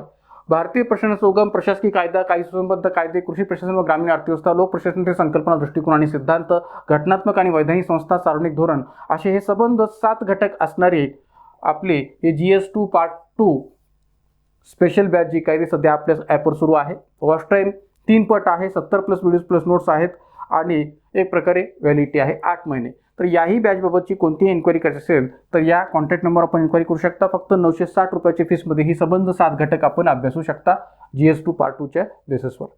मग आता पहा की या संबंध बॅचेसला प्राप्त करण्यासाठी आपल्याला गुगल प्ले स्टोअर जाऊन आपलं हे जे काही ॲप आहे ते डाउनलोड करून घ्यावं लागेल आणि त्या माध्यमातून या सर्व प्रकारच्या बॅचेसचा आपण फायदा घेऊ शकता. तर साधारणपणे याही बॅचवरचा स्पेशल ऑफरचा जो भाग आहे तो 25 ऑक्टोबर 2023 पर्यंत सुरू असणार आहे. जाऊया आपल्या पुढच्या प्रश्नाकडे. माहितीचा अधिकार हा डॅश आहे. संविधानात्मक अधिकार, घटनात्मक अधिकार, वैधानिक अधिकार वरीलपैकी काही नाही. पहा, right to information is contractual right, constitutional right, statutory right आणि नन ऑफ द अबाव. मित्रांनो, या ठिकाणी थोडंसं आपला गोंधळ होण्याची शक्यता आहे. का तर या ठिकाणी माहितीचा अधिकार नेमकं कॉन्स्टिट्युशनल राईटमध्ये मोडतो का स्टॅच्युटरी राईटमध्ये मोडतो किंवा एक प्रकारे घटनात्मक अधिकारामध्ये मोडतो का वैधानिक अधिकारामध्ये मोडतो असं आपल्याला वाटणं या ठिकाणी साहजिक आहे आणि त्यातून या ठिकाणी आपला गोंधळ जो काय तो वाढू शकतो. घटनात्मक अधिकाराचा जेव्हा आपण विचार करतो तेव्हा घटनेत ज्या अधिकारांचा उल्लेख केला गेलेला आहे, ज्या मूलभूत हक्कांचा उल्लेख केला गेलेला आहे, मग घटनास्थी करून केलेला उल्लेख असो किंवा मूळ घटनेमध्ये असणारे मूलभूत हक्क असोत, त्या अर्थाने घटनात्मक हक्कांचा विचार करायला काही हरकत नाही. पण ज्या हक्कांचा कायदेशीर पातळीवर कायदा करून विचार केला गेलेला आहे त्यांचा विचार आपण या ठिकाणी वैधानिक अधिकार म्हणून करणं गरजेचं आहे. तर इथं आपल्याकडे माहितीचा अधिकार अधिनियम 2005 अशा प्रकारचा कायदा करून या माहितीच्या अधिकाराचा विचार केलेला असल्यामुळे हा वैधानिक अधिकारामध्ये मोडतो. आणि म्हणून पर्याय क्रमांक 3 हे उत्तर आपल्याला स्पष्ट करता येईल की माहितीचा अधिकार हा एक वैधानिक अधिकार आहे. का तर तो माहितीचा अधिकार अधिनियम 2005 या कायद्याच्या माध्यमातून तयार केलेला किंवा निर्माण केलेला अधिकार आहे, म्हणून याला आपण वैधानिक अधिकार असं आपण म्हणू शकतो. कारण की संसदेमध्ये कायदा पास करून त्याला आपण कायद्याचं स्वरूप प्राप्त करून दिलेलं आहे, संसदेमध्ये विधेयक पास करून त्याला आपण कायद्याचं स्वरूप प्राप्त करून दिलेलं आहे, तर त्यामुळे या ठिकाणी त्याला आपण वैधानिक अधिकार म्हणणं अधिक योग्य आहे. तर या अनुषंगाने सुद्धा काही IMP फॅक्ट्स आहेत की ज्याच्यावर आपण या ठिकाणी पुढे प्रकाश टाकूया. तर एक लक्षात घ्या की ही जी काही माहितीच्या अधिकाराची अधिनियमाची जी प्रोसेस आहे ती प्रोसेस भारतामध्ये नेमकी कशी घडली होती आणि आपल्याकडे माहिती अधिकार हा भारताच्या पातळीवर विचारात घेण्याच्या आधी कोणत्या घटक राज्यांच्या पातळीवर तो विचार घेतला गेलेला होता किंवा कोणत्या घटक राज्यांनी माहितीचा अधिकार हा आपल्या घटक राज्यांतर्गत निर्माण केला होता, याही दृष्टीने आयोगाने प्रश्न याआधी विचारलेले आहेत. तर त्यामुळे आपल्याला माहिती अधिकाराबाबतची माहिती घेत असताना या सर्व अंगाने माहिती असणं गरजेचं आहे किंवा एक प्रकारे काही IMP फॅक्ट लक्षात ठेवण्याची गरज आहे. मग आता पहा की सर्वप्रथम 1977च्या लोकसभा निवडणुकीमध्ये नागरिकांच्या दृष्टीने माहितीच्या अधिकाराचा मुद्दा उपस्थित केला होता. कधी? 1977 मध्ये. 1979 मध्ये सर्वोच्च न्यायालयाने उत्तर प्रदेश विरुद्ध राजनारायण वाद या प्रकरणात असे मत व्यक्त केले की देशाच्या जनतेला लोकविधींची माहिती घेण्याचा अधिकार आहे. कोणी मत केलं होतं? हे व्यक्त केलेलं मत होतं. तर 1979 मध्ये सर्वोच्च न्यायालयाने या खटल्यात असं मत व्यक्त केलं होतं की देशाच्या जनतेला लोकविधींची माहिती घेण्याचा अधिकार आहे. पुढे 1982 मध्ये सर्वोच्च न्यायालयाने एका निकालाद्वारे असा आदेश शासनाला दिला होता की शासकीय कारभारात गोपनीयता ही अपवादात्मक बाबतीतच बाळगावी. म्हणजे प्रत्येक बाबतीत शासकीय गोपनीयता पाळण्याची गरज नाहीये, बाळगण्याची गरज नाहीये. अपवादात्मक बाबतीतच म्हणजे सुरक्षेच्या कारणास्तव, कायदा व सुव्यवस्थेच्या दृष्टीने, आर्थिक कारणास्तव ही माहितीच्या अधिकार म्हणजे गोपनीयतेची जी बाब आहे ती पाळायला काय हरकत नाही. पण सर्वच बाबतीत या ठिकाणी गोपनीयतेची बाब जर पाळली जात असेल तर ती योग्य नाहीये असं सर्वोच्च न्यायालयाने एका निकालाद्वारे स्पष्ट केलं होतं की शासकीय कारभारातली असणारी गोपनीयता ही काही विशिष्ट बाबतीतच बाळगावी. 1989 मध्ये देखील राजकीय पक्षांनी आपल्या निवडणूक जाहीरनाम्यात खुले सरकार, ओपन गव्हर्नमेंट व माहितीच्या अधिकारासंबंधी कायदा निर्मितीचे आश्वासन दिले होते 1989 मध्ये. 1989 मध्ये तत्कालीन पंतप्रधान VP सिंग यांनी आपल्या पहिल्या भाषणात माहितीच्या अधिकाराची व्यावहारिकता स्पष्ट केली होती. म्हणजे जेव्हा आपल्याकडे 1989 मध्ये VP सिंग हे पंतप्रधान झाले तर तेव्हा त्यांनी आपल्या पंतप्रधान असणाऱ्या पहिल्या भाषणात सुद्धा याचा उल्लेख केला होता की माहितीच्या अधिकाराची व्यावहारिकता ही स्पष्ट केली होती. मग पुढे या ठिकाणी माहितीच्या अधिकाराची ही जी काही प्रोसेस आहे किंवा एक प्रकारे निर्मिती जी काय आहे ती कशा पद्धतीने होत गेली तर एक लक्षात घ्या 1997 मध्ये सर्वोच्च न्यायालयाने दिनेश द्विवेदी विरुद्ध केंद्रवाद जनकल्याण विषयक कार्याची माहिती लोकांना दिली पाहिजे याची समर्थन केले होते. कोणी? सर्वोच्च न्यायालयाने 1997 मध्ये. 1997 मध्ये तत्कालीन भारत सरकारने, मग आता 97 मध्ये तत्कालीन भारत सरकार म्हणजे कोणतं तर इंदर कुमार गुजराल यांचं सरकार. HD देवेगौडा यांचं सरकार 1996 ते 97 या कालखंडात कार्यरत होतं. 1997 ते 1998 या कालखंडात या ठिकाणी इंदर कुमार गुजराल यांचं सरकार कार्यरत होतं. म्हणजे हे एक प्रकारे या ठिकाणी तिसऱ्या आघाडीचं सरकार होतं की जे देवेगौडा आणि नंतर इंदर कुमार गुजराल यांच्या नेतृत्वाखाली कार्यरत होतं.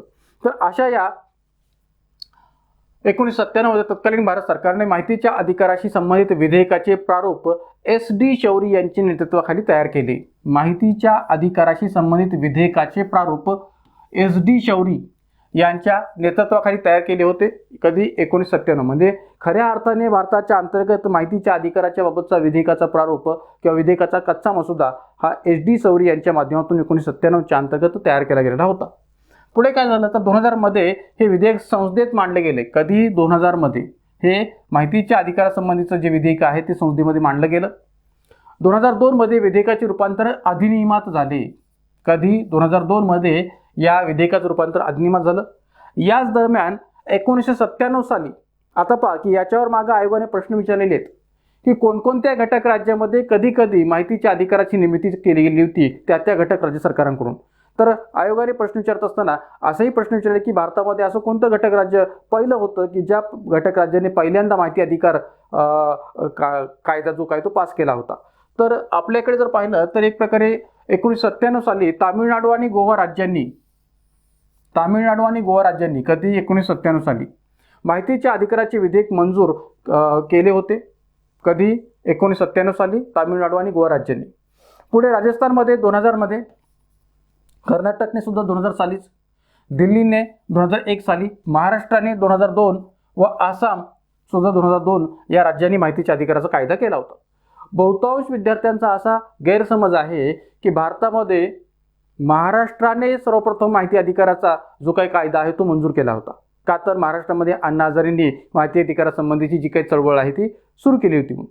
पण मित्रांनो, एक लक्षात घ्या की भलेही आपल्याकडे महाराष्ट्रामध्ये अण्णा हजारेंच्या नेतृत्वाखाली माहिती अधिकाराबाबतची चळवळ सुरू झाली असली किंवा कधी काळी ती झाली असली तरी सुद्धा महाराष्ट्राच्या आधी तामिळनाडू आणि गोवा या घटक राज्यांनी 1997 मध्ये माहिती अधिकारासंबंधीचं विधेयक पास केलेलं होतं. तर त्यामुळे ही जी काय क्रमवारी आहे ती या पद्धतीने सांगता येईल की तामिळनाडू गोवा 1997, राजस्थान 2000, कर्नाटक 2000, दिल्ली 2001, महाराष्ट्र 2002 आणि आसाम 2002 या राज्यांनी माहिती अधिकाराचा कायदा केला होता. 15 जून 2005 रोजी माहितीच्या अधिकार अधिनियमास राष्ट्रपतींनी संमती दिली आणि राष्ट्रपतींच्या संमतीनंतर 120 दिवसांनी म्हणजेच 12 ऑक्टोबर 2005 रोजी माहितीच्या अधिकाराची अंमलबजावणी पूर्ण भारतात जम्मू काश्मीर वगळता सुरू झाली होती, तत्कालीन कालखंडाचा विचार करता.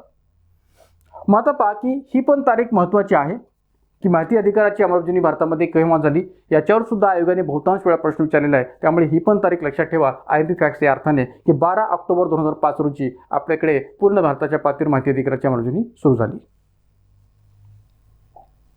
जाऊया पुढच्या प्रश्नाकडे. खालीलपैकी कोणत्या बाबींच्या आधारावर उत्प्रेक्षण रीट याचिका आदेशित करता येत नाही? काय म्हटलेले पहा की खालीलपैकी कोणत्या बाबींच्या आधारावर उत्प्रेक्षण रीट याचिका आदेशित करता येत नाही. आदेशित करता येत नाही म्हणजे काढता येत नाही. खालीलपैकी कोणत्या बाबींच्या आधारावर उत्प्रेक्षण ही जी काही रीट याचिका आहे त्याबाबतचा आदेश काढता येत नाही. आदेशित करता येत नाही म्हणजेच त्याबाबतचा आदेश काढता येत नाही, इश्यू करता येत नाही. माझं पहा की जेथे अधिकार क्षेत्र वापरण्यात चूक किंवा गफलत झाली असेल, जेथे कायद्याची चूक गल्लत झाली असेल, जेथे प्रथमदर्शी तथ्यांची चूक गल्लत झाली असेल, जेथे नैसर्गिक न्यायतत्वाचा भंग झाला असेल. तर पहा की या ठिकाणी हाच प्रश्न जर तुम्ही पाहिला तर या ठिकाणी इंग्लिशमध्ये काय म्हटलेलं आहे पहा, मूळ प्रश्न पहा. On which of the following grounds writ of certiorari can not be issued म्हटलेलं आहे. म्हणजेच केव्हा या ठिकाणी अशा प्रकारची रीट याचिका काढता येत नाही किंवा त्यासंबंधीचा आदेश काढता येत नाही असा त्याचा अर्थ आपल्याला घ्यायचा आहे. मग आता पहा की जेथे अधिकार क्षेत्र वापरण्यात चूक किंवा गफलत झाली असेल, कोणाकडून ही गफलत झालेली असेल, अशा प्रकारचं अधिकार क्षेत्र वापरत असताना कोणाकडून गफलत झालेली असेल तर कनिष्ठ न्यायालयाकडून. ज्या ठिकाणी कनिष्ठ न्यायालयाकडून अधिकार क्षेत्र वापरण्यामध्ये गफलत झालेली असेल, कारण की आपल्याकडे उत्प्रेक्षण याबाबतची आदेश जे आहेत ते वरिष्ठ न्यायालयाकडून कनिष्ठ न्यायालयाच्या विरोधात काढले जातात. उच्च न्यायालयाकडून कनिष्ठ न्यायालयाच्या विरोधात अशा प्रकारचे आदेश काढले जातात.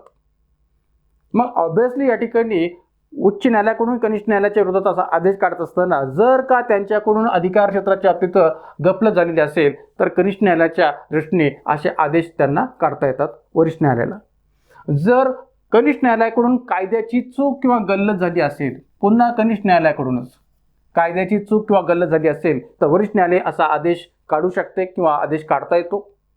जेथे प्रथमदर्शनी तथ्यांची चूक किंवा गल्लत झाली असेल आणि जेथे नैसर्गिक न्यायतत्वाचा भंग झाला असेल तर याचा विचार आपण शेवटी करूया. पहिल्यांदा याचा विचार करूया पर्याय क्रमांक 4चा की जेथे नैसर्गिक न्यायतत्वाचा भंग झाला असेल. म्हणजे कनिष्ठ न्यायालयाकडून जर का नैसर्गिक न्यायतत्वाचा भंग झाला असेल, जर का कनिष्ठ न्यायालयाकडून एखाद्याला बाजू मांडण्याची संधी दिली पाहिजे. नैसर्गिक न्यायतत्वाचा अर्थ काय होतो, प्रिन्सिपल्स ऑफ नॅचरल जस्टिसचा, की एखाद्याला आपली बाजू मांडण्याची संधी देणे.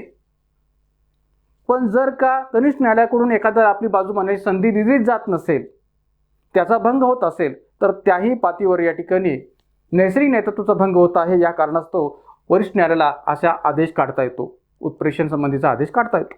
तर त्यामुळे या ठिकाणी कोणकोणत्या परिस्थितीमध्ये असा आदेश काढता येतो या वरिष्ठ न्यायालयाला, तर जेथे अधिकार क्षेत्राचा वापर चुकीच्या पद्धतीने कनिष्ठ न्यायालयाकडून झाला असेल, जेथे कनिष्ठ न्यायालयाने कायद्याची चूक किंवा गल्लत केलेली असेल, किंवा जेथे नैसर्गिक न्यायतत्वाचा भंग झालेला असेल कनिष्ठ न्यायालयाकडून, या संबंध परिस्थितीमध्ये या ठिकाणी उत्प्रेक्षण ही रिट याचिका आदेशित करता येते किंवा त्यासंबंधीचा आदेश काढता येतो.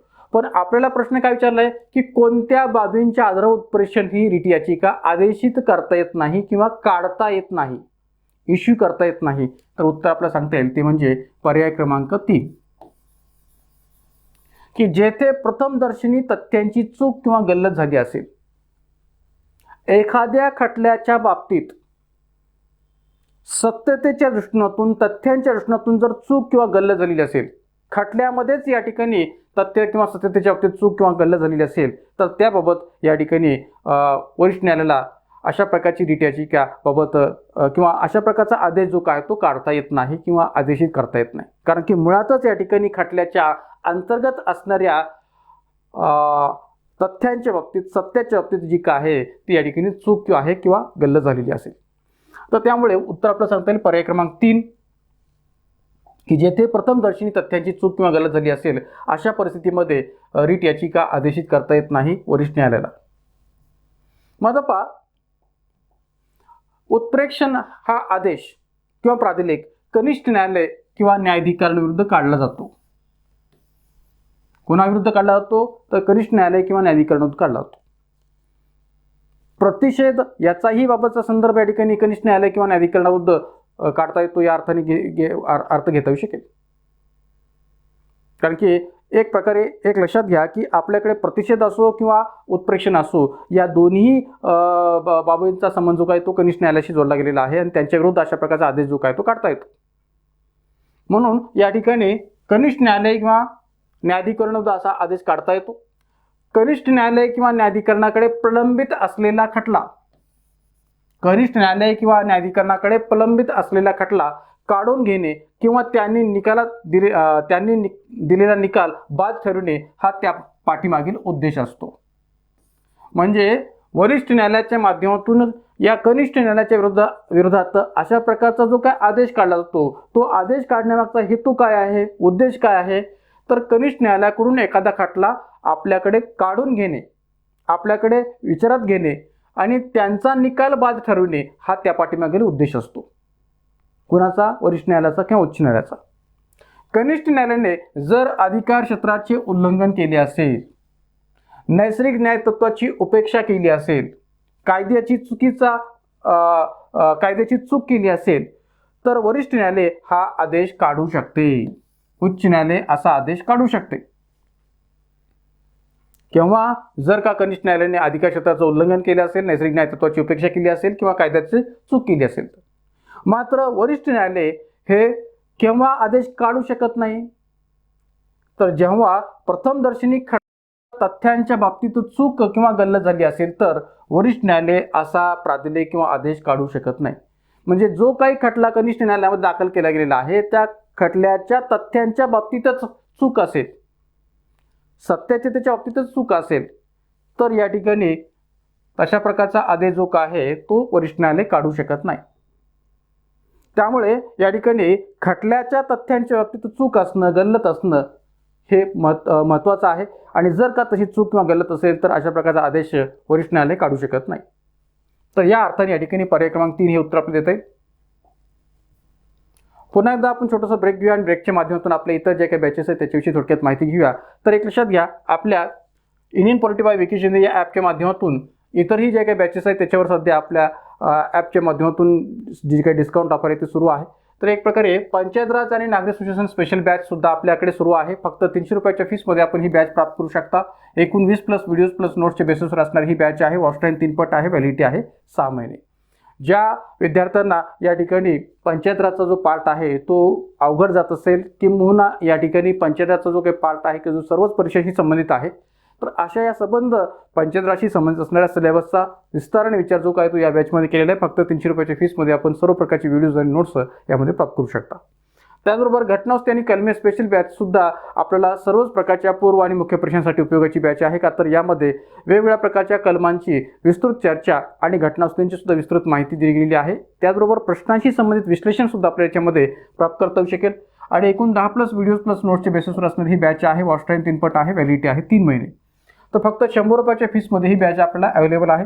या दोन्ही बॅचविषयी कोणतीही एन्क्वायरी करायची तर या कॉन्टॅक्ट नंबरवर आपण एन्क्वायरी करू शकता. त्याचबरोबर राज्यव्यवस्थेची बेसिक फाउंडेशन बॅच सुद्धा आपली सध्या ॲपवर सुरू आहे. फक्त 700 रुपयाच्या फीसमध्ये आपण ही बॅच प्राप्त करू शकता. आगामी 2024ची गट ब, गट क पूर्व परीक्षा असो, राज्यसेवा पूर्व परीक्षा असो किंवा इतर कोणत्याही प्रकारच्या सरळ सेवेच्या एक्झाम असो, त्या दृष्टीने आपल्याला उपयोगाची ही बॅच आहे.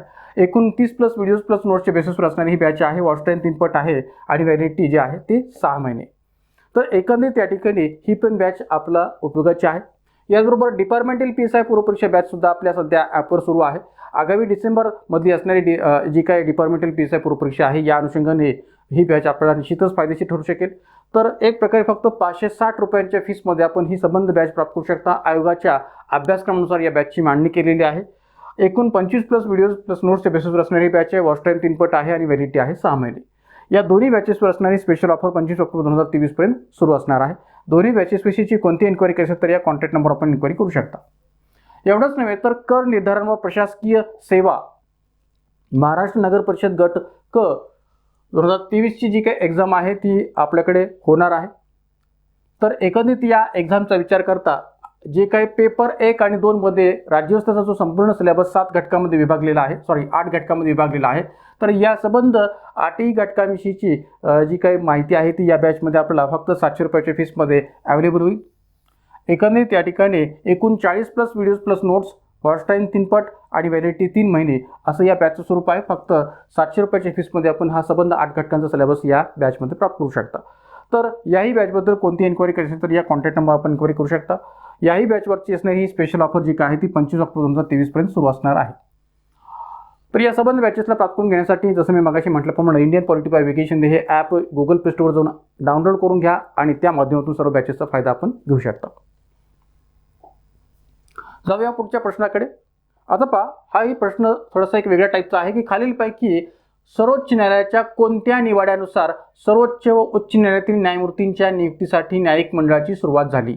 म्हणजेच आपल्याला एक गोष्ट इथं लक्षात ठेवण्याची गरज आहे की न्यायिक मंडळ म्हणजेच काय तर कॉलेजियम सिस्टीम हा जो उल्लेख आहे इथं इंग्लिशमध्ये पहा काय केलेला आहे, collegium in the appointment of supreme court and high court जजेस.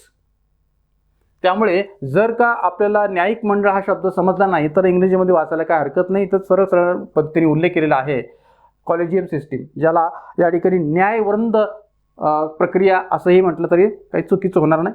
कॉलेजियम सिस्टीम म्हणा किंवा न्यायवृंद प्रक्रिया असंही म्हटलं तर चालेल. आता पहा की खालीलपैकी सर्वोच्च न्यायालयाच्या कोणत्या निवाड्यानुसार सर्वोच्च उच्च न्यायालयातील न्यायमूर्तीच्या नियुक्तीसाठी न्यायिक मंडळाची सुरुवात झाली. केशवंत भारती खटला 1973, SP गुप्ता निवाडा 1982 किंवा त्यानंतर supreme court advocates on record association निवाडा 1993 आणि रामस्वामी निवाडा 1992. तर या 4 पैकी कोणत्या निवाड्याच्या माध्यमातून न्यायिक मंडळाची सुरुवात झाली असं या ठिकाणी प्रश्न विचारलेला आहे. तर एक लक्षात घ्या की आपल्याकडे या कॉलेजियमशी संबंधित निर्णय घेत असताना किंवा कॉलेजियमशी संबंधित जे काही वेगवेगळ्या प्रकारची चर्चा सर्वोच्च न्यायालयाच्या स्तरावर झालेली ती विभिन्न खटल्यांच्या माध्यमातून, तर त्या स्तरावर या ठिकाणी 3 निवाड्यांचा किंवा 3 खटल्यांचा संदर्भ जो काय तो सांगता येतो की ज्यामध्ये फर्स्ट जज केस असेल 1993चा निवाडा असेल किंवा 1998चा थर्ड जज केस असा निवड असेल. तर असे हे जे काही वेगवेगळ्या खटले आहेत की जे या कॉलेजियम चेष्णातून महत्त्वाचे आहेत. त्यामुळे हे 3ही खटले नेमके कोणते आहेत त्याचा उल्लेख जो काय तो पुढे मी IMP फॅक्ट्समध्ये केलेलाच आहे. पण या ठिकाणी याचं उत्तर आपल्याला सांगता येईल 1993चा supreme court advocates on record association निवाडा 1993. तर 1993 साली सर्वोच्च न्यायालयाने जो काही निर्णय दिलेला होता त्या निर्णयाच्या आधारावर आपल्याकडे कॉलेजियम पद्धतीची स्वीकार जो काय तो केला गेलेला. आता कॉलेजियम पद्धती म्हणजे काय तर सर्वोच्च उच्च न्यायालयातील न्यायाधीशांची नियुक्ती आणि बदली या अनुषंगाने कार्यरत असणारी यंत्रणा म्हणजे या ठिकाणी कॉलेजियम पद्धती. याबाबत कार्य करणारी यंत्रणा म्हणजे कॉलेजियम पद्धती.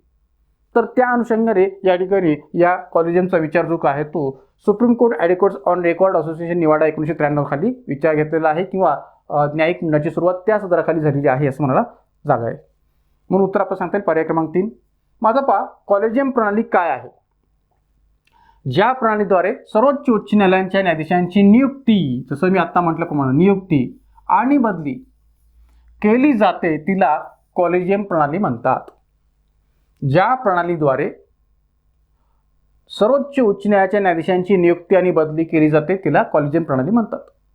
भारताच्या मूळ राज्यघटनेत किंवा लागोपाठच्या दुसऱ्यामध्ये कॉलेजियमचा उल्लेख कुठेही नाहीये. म्हणजे मूळ राज्यघटनेमध्ये सुद्धा या ठिकाणी या कॉलेजियमचा कुठेही उल्लेख नाहीये किंवा तरतूद घटनेमध्ये नाहीये. आणि नंतर ज्या काही वेगवेगळ्या प्रकारच्या भारतामध्ये घटना असत्या घटनेच्या बाबतीत झालेल्या आहेत त्या घटनावस्थेच्या माध्यमातून सुद्धा कुठेही कॉलेजियमचा उल्लेख केला गेलेला नाही घटनेमध्ये. त्यामुळे आज घडीला सुद्धा आपण असं म्हणू शकतो की कॉलेजियम बाबतचा उल्लेख भारतीय राज्यघटनेमध्ये कुठेही नाहीये. या पद्धतीस म्हणजे या प्रणालीस कॉलेजियम पद्धतीस 3 विविध प्रकरणांची पार्श्वभूमी आहे, 3 विविध खटल्यांची पार्श्वभूमी आहे. आधी 1981 सालच्या फर्स्ट जज केस नावाने ओळखल्या जाणाऱ्या खटल्याच्या निकालात या पद्धतीचा उगम झाला. म्हणजे कॉलेजियम पद्धतीचा उगम कधी झाला? 1981 सालच्या फर्स्ट जज केस नावाने ओळखल्या जाणाऱ्या खटल्याच्या निकालात या पद्धतीचा उगम झाला. या निकालात प्रशासनास न्यायाधीश नियुक्तीत अधिक अधिकार हवा असा निर्णय दिला गेलेला होता. या फर्स्ट जज केसमध्ये काय निर्णय दिला गेला होता की प्रशासनास, सरकारला किंवा प्रशासनाला न्यायाधीशांच्या नियुक्ती प्रक्रियेमध्ये अधिक अधिकार हवा. न्यायाधीशांच्या नियुक्ती प्रक्रियेमध्ये सरकारला अधिकाधिक अधिकार हवा असा निर्णय दिला गेला होता 1981 सालच्या फर्स्ट जज केसमध्ये. मात्र त्यानंतर 1993 साली सर्वोच्च न्यायालयाने ही पद्धत बदलून, कोणती जी 1981च्या निवाड्यामध्ये विचारात घेतलेली पद्धत होती ती पद्धत बदलून सरन्यायाधीशास न्यायाधीश नेमणुकात अधिक अधिकार हवा अशी भूमिका घेतली. म्हणजे कॉलेजियममध्ये अधिकाधिक अधिकार कुणाला असावा? तर प्रशासनाला असावा का? नाहीये. सरकारला असावा का? नाहीये. तर कुणाला असावा? न्यायाधीशांनाच असावा. मग त्यात सरन्यायाधीश असो किंवा इतर कोणते न्यायाधीश असो, उच्च न्यायालयातले किंवा सर्वोच्च न्यायालयातले. मग आता पहा की या ठिकाणी जर का आपल्याला या कॉलेजियम पद्धतीविषयी विस्ताराने जर माहिती या ठिकाणी वाचायची असेल किंवा पाहायची असेल तर आपल्या यूट्यूब चॅनलवर न्यायवृंद प्रक्रिया या प्रश्नातून असणारे जे काही यूट्यूब व्हिडिओ आहे तो अवेलेबल आहे. त्यामध्ये आपण या सबंध कॉलेजियम सिस्टीमविषयी आणि या कॉलेजियम सिस्टीमविषयी जे काही वेगवेगळ्या प्रकारचे प्रश्नचिन्ह उपस्थित केले गेले होते भारतातल्या माजी केंद्रीय मंत्र्याच्या माध्यमातून, तर त्या अनुषंगाने एक यूट्यूब व्हिडिओ जो आहे तो मागेच मी आपल्या यूट्यूब चॅनलवर टाकलेला आहे. आपण तो पाहू शकता की जेणेकरून आपल्याला कॉलेजियम पद्धतीची विस्तृत माहिती त्या व्हिडिओच्या माध्यमातून प्राप्त करता येऊ शकेल. माझा पहा की या ठिकाणी 1993 साली सर्वोच्च न्यायालयाने ही पद्धत बदलून सरन्यायाधीशास न्यायाधीश नेमणुकात अधिकाधिक अधिकार हवा अशी भूमिका घेतली. आणि पुढे 1998 साली थर्ड जज केस, 3 न्यायाधीश केस म्हणून ओळखल्या जाणाऱ्या प्रकरणात या कॉलेजियम पद्धतीवर शिक्कामोर्तब झाले आणि कॉलेजियम पद्धती अस्तित्वात आली किंवा स्वीकारली गेली. न्यायवृंद प्रक्रिया ही स्वीकारली गेली हे म्हणायला जागा होते. पण खऱ्या अर्थाने कोणता खटला किंवा कोणता निर्णय हा अधिकाधिक महत्त्वपूर्ण ठरला होता? तर 1993चा. याच्यावर फक्त शिक्कामोर्तब कधी केलं गेलं? 1998 साली. पण खऱ्याने या ठिकाणी न्यायवृंद प्रक्रियेची किंवा कॉलेजियम पद्धतीची जी स्वीकृती आहे ती 1993च्या खटल्यामध्येच अधिकाधिक प्राप्त झाली होती असं म्हणायला जागा होते. आणि म्हणून या ठिकाणी जो काही प्रश्न आहे की सर्वोच्च न्यायालयाच्या कोणत्या निवड्यानुसार सर्वोच्च उच्च न्यायालयातील न्यायमूर्तींच्या नियुक्तीसाठी न्यायिक मंडळाची सुरुवात झाली, तर खऱ्या अर्थाने 1993च्याच निवड्याच्या माध्यमातून ती सुरुवात झाली होती असं म्हणायला जागा होते. पुढे या ठिकाणी 1998 साली त्याला अधिकाधिक एक प्रकारे प्रबळता प्राप्त झाली किंवा अधिकाधिक त्याला समर्थन प्राप्त झालं आणि त्या माध्यमातून कॉलेजियम पद्धतीच्या बाबतीत शिक्कामोर्तब केला गेला. आपल्याला माहीत असेल की या कॉलेजियम पद्धतीच्या अनुषंगाने 99वी घटनावस्थी सुद्धा केली गेलेली होती 2015 मध्ये. कधी? 99वी घटनावस्थी हे 2015 मध्ये केली गेली होती. कोणी केली होती ही 99वी घटनावस्थी? तर तत्कालीन मोदी सरकारने किंवा आजच्या मोदी सरकारने. आणि या 99वी घटनावस्थीच्या माध्यमातून कॉलेजियम पद्धतीला डावलून भारतामध्ये राष्ट्रीय न्यायिक नियुक्ती आयोगाची निर्मिती केली गेली होती, नॅशनल ज्युडिशरी अपॉइंटमेंट कमिशन, राष्ट्रीय न्यायिक नियुक्ती आयोगाची.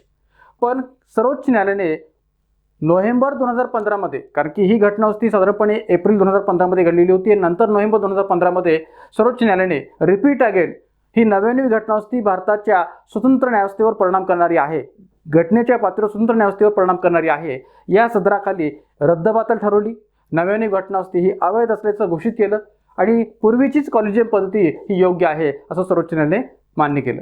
आणि त्यामुळे आपल्याकडे 99वी घटना होती रद्द करून पूर्वीचीच कॉलेजियम पद्धती स्वीकारली गेली सर्वोच्च न्यायालयाच्या माध्यमातून, आणि आज देखील आपल्याकडे कॉलेजियम पद्धती ही अस्तित्वात आहे असं म्हणायला जागा होते. त्यामुळे या कॉलेजियम पद्धतीच्या अनुषंगाने असणारी ही 99वी घटना होती ही सुद्धा महत्त्वाची आहे. याच्यावर सुद्धा आयोगाने बऱ्याच वेळा प्रश्न विचारलेले आहेत की जे आपण या ठिकाणी विचार घेण्याची गरज आहे. ह्यालाही IMP फॅक्ट्स म्हणून आपण या ठिकाणी विचार घेण्याचं गरजेचं आहे. तर या बाबतीत 99वी घटना होती, कॉलेजियम पद्धती याबाबतची संबंध, राजकारण हे कसं झालेलं होतं याबाबत विस्ताराने माहिती पाहिजे असेल तर तो आपला जो व्हिडिओ आहे यूट्यूब व्हिडिओचा तो आपण निश्चित पाहावा, की ज्यामध्ये न्यायबंध प्रक्रिया आणि 99वी घटना होती या अनुषंगाने संबंध माहिती आपल्याला पाहायला मिळेल. त्यानंतर आणखीन एक प्रश्न आहे पहा, जीवित आणि व्यक्तिगत स्वातंत्र्याचे संरक्षण कलम किंवा अनुच्छेद 21 या हक्कामध्ये डॅशचा समावेश होतो.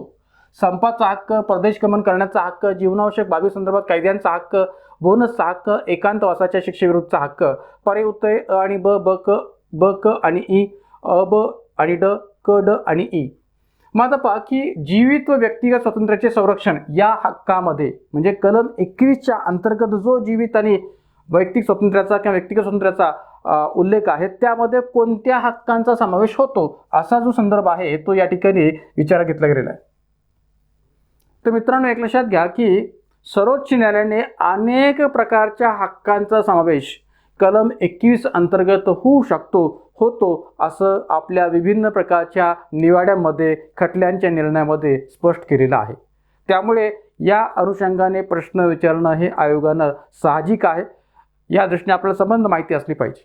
जसं इंटरनेट हा कलम 19 अंतर्गत मूलभूत हक्क आहे, हे सर्वोच्च न्यायालयाने मागेच काही दिवसांपूर्वी स्पष्ट केलेलं आहे की इंटरनेटचा वापर करणं हा प्रत्येक भारतीय नागरिकाचा मूलभूत हक्क आहे आणि त्याचा विचार कलम 19च्या स्वातंत्र्याच्या हक्कामध्ये करायला काही हरकत नाही. कारण की जम्मू काश्मीरमध्ये जेव्हा इंटरनेटची सुविधा ही बंद केली गेली,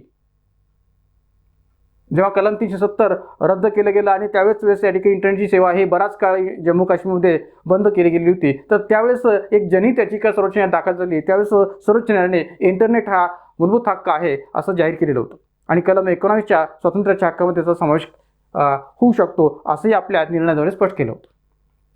मग तसंच अनेक प्रकारच्या खटल्यांच्या निर्णयांच्या माध्यमातून सर्वोच्च न्यायालयाने कलम 21 अंतर्गत वेगवेगळ्या घटकांचा समावेश होतो असं स्पष्ट केलेलं आहे. जसं आपल्याकडे मागे व्हॉट्सअप असेल किंवा आधारचा आधार बाबतच्या माध्यमातून वेगवेगळ्या प्रकारची आपली व्यक्तिगत माहिती मिळवण्याचा बाब असेल, तर असे जे काही सोशल मीडियाची साधनं किंवा आधारच्या बाबतीत असणारी वेगवेगळ्या प्रकारची माहिती गोळा करण्याचा सरकारचा निर्णय असेल, याही प्रश्नातून खाजगीपणाचा हक्क, गोपनीयतेचा हक्क हाही मुद्दा अधिकाधिक चर्चेला होता आणि सर्वोच्च न्यायालयाने खाजगीपणाचा हक्क किंवा गोपनीयतेचा हक्क हा कलम 21 अंतर्गत व्यक्तिगत स्वातंत्र्याचा भाग आहे असंही स्पष्ट केलेलं होतं. तर त्यामुळे या ठिकाणी या कलम 21 मध्ये कोणकोणत्या हक्कांचा समावेश होतो अशाच अनुषंगाने हा प्रश्न विचारलेला आहे.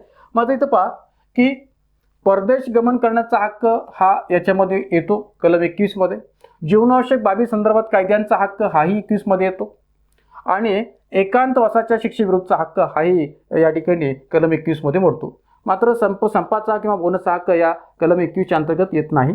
त्यामुळे या ठिकाणी परदेश गमन करण्याचा हक्क, ज्यावेळेस आपण या ठिकाणी Maneka Gandhi versus Union of India या खटल्याचा संदर्भ पाहतो तेव्हा मेनका गांधी यांना तत्कालीन जनता पार्टीच्या सरकारने परदेश गमन करण्यापासून रोखलं होतं, त्यांचा व्हिसा आणि पासपोर्ट जप्त केला होता.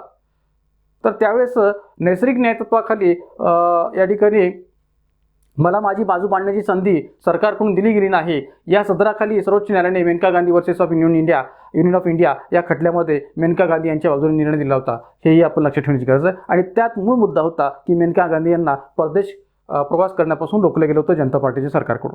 तर त्यामुळे परदेश गमनाचा हक्क किंवा परदेश गमन करण्याचा हक्क हा कलम 21 मध्ये Maneka Gandhi versus Union of India या सदराखाली सांगता येतो.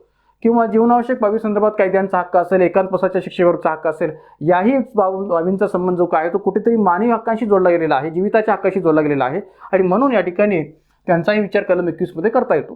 तर ब क ई हे उत्तर आपल्याला स्पष्ट करता येईल, पर्याय क्रमांक 2. तर या कलम 21च्या अनुषंगाने इतर असे कोणते हक्क आहेत की जे कलम 21 मध्ये मोडतात किंवा समाविष्ट होतात तेही आपल्याला माहिती असणे गरजेचं आहे. त्याही दृष्टीने असणाऱ्या IMP फॅक्ट्सवर प्रकाश टाकूया. माझा पहा, सर्वोच्च न्यायालयाने पुढील हक्कांचा जीवित व व्यक्तिगत स्वातंत्र्यामध्ये समावेश केला आहे. कोणत्या? या संबंध हक्कांचा. आरोग्याचा हक्क कोणत्या खटल्यामध्ये सर्वोच्च न्यायालयाने असं म्हटलेलं आहे की आरोग्याचा हक्क हा जीवित व व्यक्तिगत स्वातंत्र्याचा भाग आहे? तर पंजाब राज्य विरुद्ध महेंद्रसिंह चावला केस 1997 यामध्ये आरोग्याचा हक्क हा या कलम 21 मध्ये मोडतो असं म्हटलेलं आहे सर्वोच्च न्यायालयाने. प्रतिष्ठापूर्वक जीवन जगण्याचा हक्क हाही कलम 21 मध्ये मोडतो. फ्रान्सिस कोराला मुलींविरुद्ध प्रशासक दिल्ली संघ राज्यक्षेत्र 1981 या खटल्यामध्ये सर्वोच्च न्यायालयाने असा निर्णय दिलेला आहे की प्रतिष्ठापूर्वक जीवन जगण्याचा हक्क कलम 21 मध्ये मोडतो. नैसर्गिक न्यायाचे तत्व मेनका गांधी वर्सेस भारत सरकार खटला 1978 की ज्यामध्ये नैसर्गिक न्यायाचे तत्व हा एक प्रकारे भाग जो आहे तो कलम 21 मध्ये मोडतो असं म्हटलेलं आहे सर्वोच्च न्यायालयाने. निवाऱ्याचा हक्क यूपी आवास आवाम विकास परिषद विरुद्ध friends cooperative housing society limited 1997 या खटल्यामध्ये सर्वोच्च न्यायालयाने निवाऱ्याचा हक्क कलम 21 मध्ये मोडतो असं म्हटलेलं आहे. 14 वर्षापर्यंत मोफत शिक्षणाचा हक्क JP उन्नीकृष्णन विरुद्ध आंध्र प्रदेश सरकार 1993 हा जो काही खटला आहे की ज्या खटल्यामध्ये सर्वोच्च न्यायालयाने 14 वर्षावयापर्यंत मोफत शिक्षणाचा हक्क हा कलम 21चा भाग आहे असं म्हटलेलं आहे. त्याचबरोबर कामाच्या ठिकाणी होणाऱ्या लैंगिक छळापासून संरक्षणाचा हक्क ही खूप महत्त्वपूर्ण बाब आहे. कामाच्या ठिकाणी होणाऱ्या लैंगिक छळापासून संरक्षणाचा हक्क विशाखा विरुद्ध राजस्थान राज्य 1997 हा खटला की ज्या खटल्यामध्ये सर्वोच्च न्यायालयाने हाही भाग जो काय आहे तो कलम 21 मध्ये मोडतो असं म्हटलेलं आहे. सार्वजनिक ठिकाणावर धूम्रपानापासून संरक्षणाचा हक्क, कारण की आपल्याकडे सार्वजनिक ठिकाणी जर कोणी धूम्रपान करत असेल तर त्याच्यावर दंड लावण्याचा अधिकार सरकारला आहे. तर त्या दृष्टीने सार्वजनिक ठिकाणावर धूम्रपानापासून संरक्षणाचा हक्क मुरली देवरा विरुद्ध भारत सरकार खटला 2002 मध्ये. प्रदूषण रहित पाणी मिळवण्याचा हक्क BC वडेरा विरुद्ध भारत सरकार 1996 या खटल्यामध्ये सर्वोच्च न्यायालयाने हाही हक्क कलम 21 मध्ये मोडतो असं म्हटलेलं आहे. तर हे संबंध हक्क की जे कलम 21 अंतर्गत मोडतात किंवा समाविष्ट होतात हे सर्वोच्च न्यायालयाने विभिन्न खटल्यांच्या निर्णयाच्या आधारे स्पष्ट केलेलं आहे.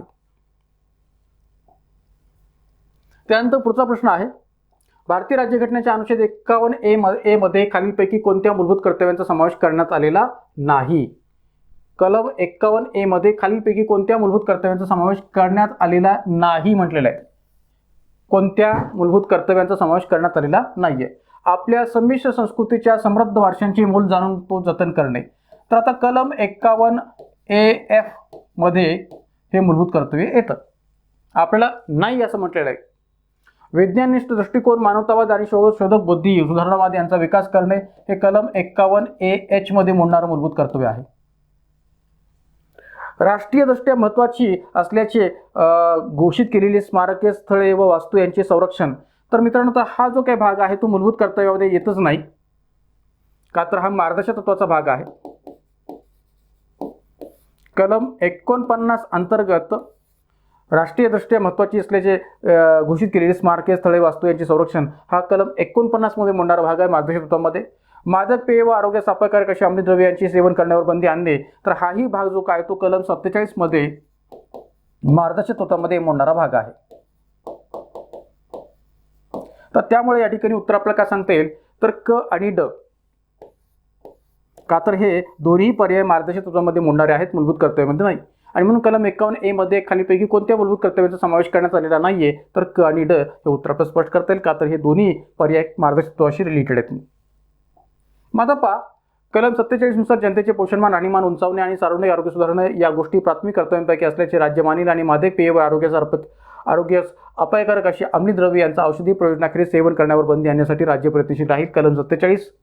कलम 49 नुसार ऐतिहासिक स्थळे, कलाकृती, स्मारके, वास्तू यांच्या संरक्षणाची जबाबदारी राज्याची राहील. कलम 51AF नुसार आपल्या विविध संस्कृतीचा समृद्ध वारसा जतन करणे आणि कलम 51AH नुसार वैज्ञानिक दृष्टिकोन, मानवतावाद, शोधक बुद्धी व सुधारणा यांना प्रोत्साहन देणे. तर या अनुषंगाने या वेगवेगळ्या कलमाखाली मार्गदर्शक तत्त्वे आणि मूलभूत कर्तव्यांचा संदर्भ आपल्याला स्पष्ट करता येतो. त्यानंतर पुढचा प्रश्न आहे, राज्याच्या धोरणाची मार्गदर्शक तत्त्वामधील खालीलपैकी कोणते कलम हे न्याय यंत्रणा कार्यकारी विभागापासून पृथक ठेवण्यासंबंधी आहे? कलम 47, कलम 48, कलम 49, कलम 50. तर उत्तर आपल्याला सांगता येईल ते म्हणजे कलम 50, की ज्यामध्ये न्याय यंत्रणा किंवा न्याय व्यवस्था ही प्रशासकीय विभागापासून कार्यकारी विभागापासून स्वतंत्र ठेवण्यासंबंधीची तरतूद आहे. का? कारण की भारताची न्याय यंत्रणा, भारताची न्यायव्यवस्था ही स्वतंत्र न्यायव्यवस्था आहे.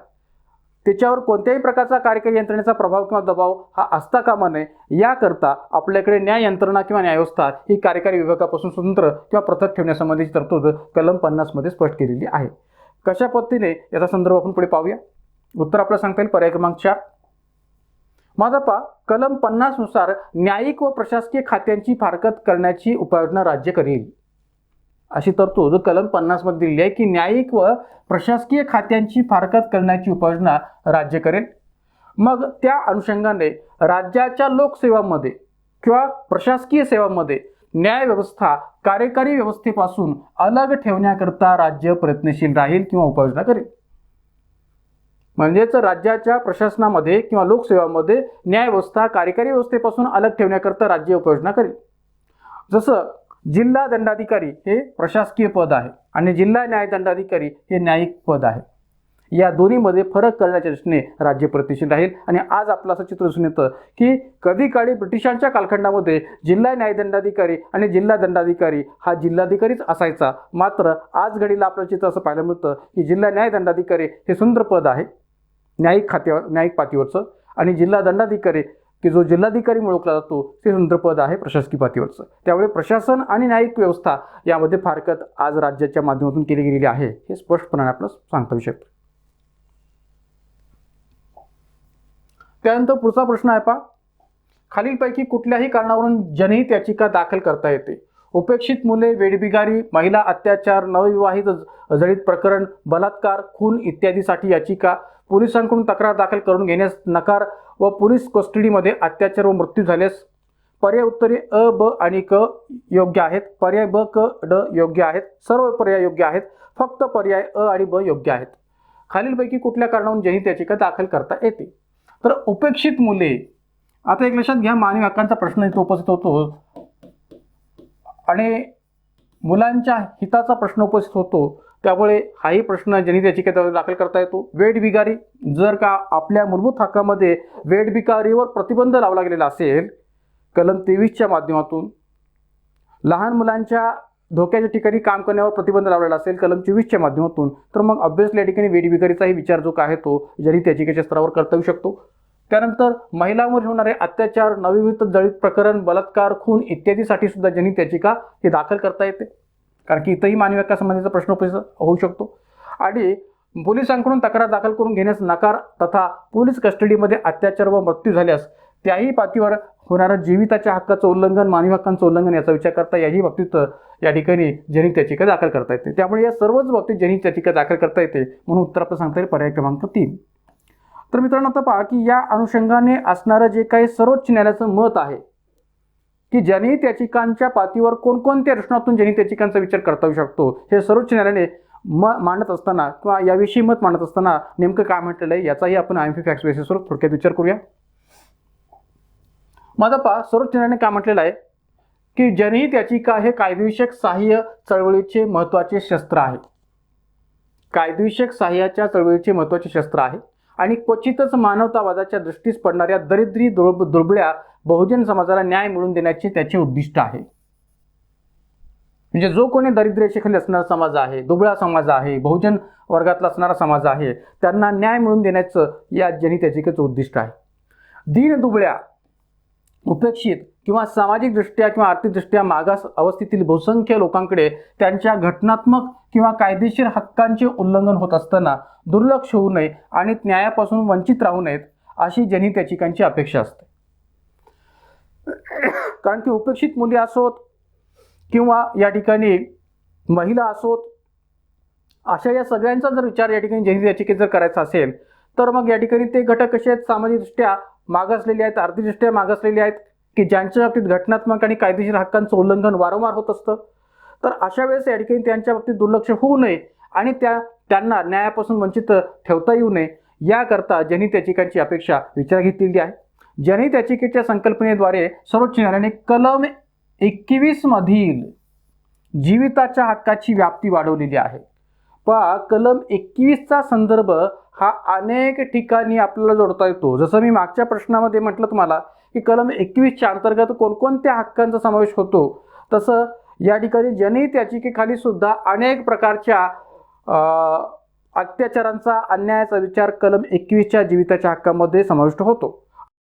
या ठिकाणी कलम 21च्या माध्यमातून जीविताच्या हक्काची व्याप्ती ही अधिकाधिक व्यापक जर कोणी केली असेल तर ती जनहित याचिकांनी केलेली आहे. म्हणून जनहित याचिकेच्या संकल्पनेद्वारे सर्वोच्च न्यायालयाने कलम 21 मधील जीविताच्या हक्काची व्याप्ती अधिक वाढवलेली आहे किंवा विस्तार पावलेली आहे हे म्हणायला जागा होते. एक उदाहरण मी या ठिकाणी दिलेलं आहे. तसे अनेक उदाहरणं या ठिकाणी देता येऊ शकतील, पण एक सॅम्पल म्हणून किंवा या ठिकाणी एक एक्झाम्पल म्हणून तुम्हाला फक्त एकच उदाहरण मी दिलेलं आहे. ते कोणतं आहे पहा की 10 एप्रिल 2015 रोजी सर्वोच्च न्यायालयाने ॲसिड हल्ला झालेल्या व्यक्तींना खाजगी रुग्णालयाने मोफत उपचार द्यावेत असा निर्णय देऊन हा नियम सर्व राज्य सरकार व केंद्रशासित प्रदेशांना लागू राहील असे म्हटलेलं आहे.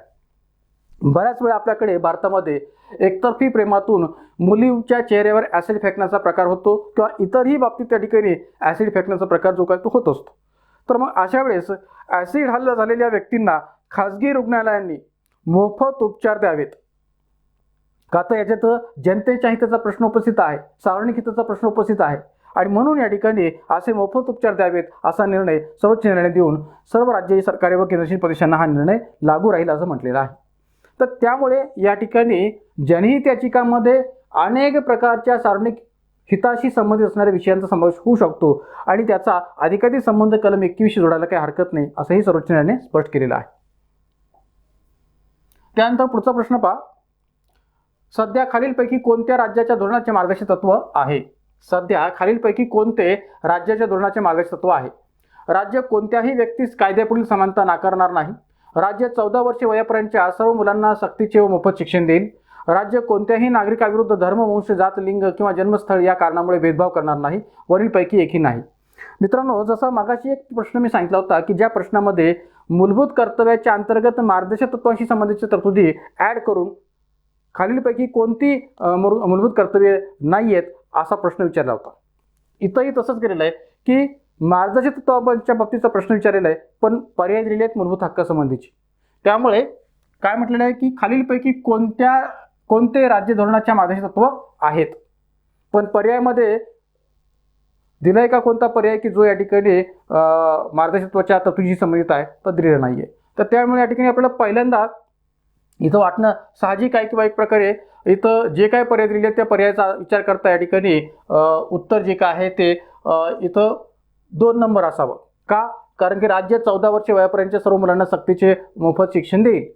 तर एक लक्षात घ्या की या ठिकाणी उत्तर हे 2 नंबर आहे असं प्रथमदर्शनी वाटतं, पण खऱ्या अर्थाने उत्तर हे 2 नंबर नाही आहे. कारण की मार्गदर्शक तत्वांच्या पातळीवर 14 वर्ष असा उल्लेख नाही, 6 वर्ष असा उल्लेख आहे कलम 45च्या पातळीवर. तर त्यामुळे या ठिकाणी इथं उत्तर आपल्याला काय सांगता येईल तर वरीलपैकी एकही नाही. पर्याय क्रमांक 4. का? तर आता पहा, राज्य कोणत्याही व्यक्तीस कायद्यापुढील समानता नाकारणार नाही. कलम 14 की जे मूलभूत हक्कामध्ये रिलेटेड आहे, मार्गदर्शक तत्वाशी काही संबंध आहे का त्याचा नाही आहे. राज्य 14 वर्षे वयापर्यंतच्या सर्व मुलांना सक्तीचे मोफत शिक्षण देईल. पण आता मुलांना एक लक्षात घ्या की इथं आपण लगेच कलम 21A असं म्हणण्याची गरज नाही आहे की जे मूलभूत हक्कांशी रिलेटेड आहे की 6 ते 14 वर्ष वयोगटातील मुला-मुलींना मोफत व सक्तीचं प्राथमिक शिक्षण देणं हा त्यांचा मूलभूत हक्क आहे. तर एक लक्षात घ्या की इथं 6 ते 14 असा उल्लेख नाही केलेला. इथं काय केलेलं आहे, 14 वर्षे वयापर्यंतच्या सर्व मुलांना सक्तीचे व मोफत शिक्षण देईल. कोण? राज्य. पण मुळात या ठिकाणी हा संबंध जो आहे तो सर्वोच्च न्यायालयाच्या निर्णयाशी आहे. JP उन्नीकृष्णन वर्सेस आंध्र प्रदेश 1993चा हा जो काही खटला आहे त्या खटल्याच्या अंतर्गत सर्वोच्च न्यायालयाने असं म्हटलं होतं की राज्य 14 वर्षापर्यंतच्या मुला-मुलींना सक्तीचे मोफत शिक्षण देईल. त्यामुळे कलम 21A शी संबंध त्याचा नाही आहे, तो सर्वोच्च न्यायालयाच्या निर्णयाशी आहे. आणि राहिला प्रश्न पर्याय 3चा, तर तो कलम 15शी जोडता येऊ शकतो. कारण की कलम 15मध्ये राज्य कोणत्याही नागरिकाविरुद्ध धर्म, वंश, जात, लिंग किंवा जन्मस्थळ या कारणावरून भेदभाव करणार नाही हा संदर्भ पाहायला मिळतो. हाही मूलभूत हक्काची रिलेटेडच आहे आणि म्हणून उत्तर आपल्याला काय सांगता येईल वरीलपैकी की नाही. का? तर कोणत्याच पर्यायातून मार्गदर्शक तत्व आहे हे म्हणता येत नाही किंवा स्पष्ट करता येत नाही. उत्तर आहे पर्याय क्रमांक 4. माझं पहा, कलम 14 राज्य कोणत्याही व्यक्तीस भारताच्या राज्यक्षेत्रात कायद्यापुढे समानता अथवा कायद्याचे संरक्षण नाकारणार नाही. कलम 15 राज्य कोणत्याही नागरिकाला प्रतिकूल होईल अशा प्रकारे केवळ धर्म, जात, वंश, लिंग, जन्मस्थान यापैकी किंवा यापैकी कोणत्याही कारणावरून भेदभाव करणार नाही. सर्वोच्च न्यायालयाने JP उन्नीकृष्णन विरुद्ध आंध्र प्रदेश सरकार खटला 1993 की ज्या निवाड्यात 14 वर्षापर्यंतच्या प्रत्येक मुलामुलींना मोफत शिक्षण मिळेलच, मोफत व सक्तीचं शिक्षण मिळेल असे नमूद केले होते. आणि राहिला प्रश्न आता 86व्या घटनासुद्धाद्वारे असणाऱ्या कलम 21A तर त्या काय म्हटलेलं आहे की मोफत व सक्तीच्या शिक्षणाचा हक्क फक्त 6 ते 14 वर्ष वयोगटातील मुलामुलींनाच प्रदान केला. यासाठी घटनेचे 21व्या कलमात 21A हे असे नवीन कलम मांडले गेले किंवा समाविष्ट केले गेले. आणि घटनेचे कलम 45 जे आहे ते पुन्हा नव्याने लिहिले गेले. पुन्हा नव्याने लिहिले गेले का तर 86व्या घटनावस्तूद्वारा कलम 45च्या पातळीत सुद्धा बदल केला गेलेला आहे. आणि काय केलेलं आहे की कलम 45 नुसार राज्य हे सर्व बालकांसाठी त्यांच्या वयाची 6 वर्षे पूर्ण होईपर्यंत प्रारंभिक बाल्यावस्थेतील देखभाल आणि शिक्षण यांची तरतूद करण्यासाठी प्रयत्न करील. आता पहा की या ठिकाणी अगोदर मार्गदर्शक तत्वामध्ये जर आपण पाहिलं तर ही जी काय 2 पर्यायामधली असणारी तरतूद आहे ती अगोदरच्या कालखंडामध्ये म्हणजे 86वी घटनावस्ती होण्याच्या आधी 14 वर्षापर्यंतच्या दृष्टिकोनातून होती. कोणती ही तरतूद? 86वी घटनावस्ती होण्याच्या आधी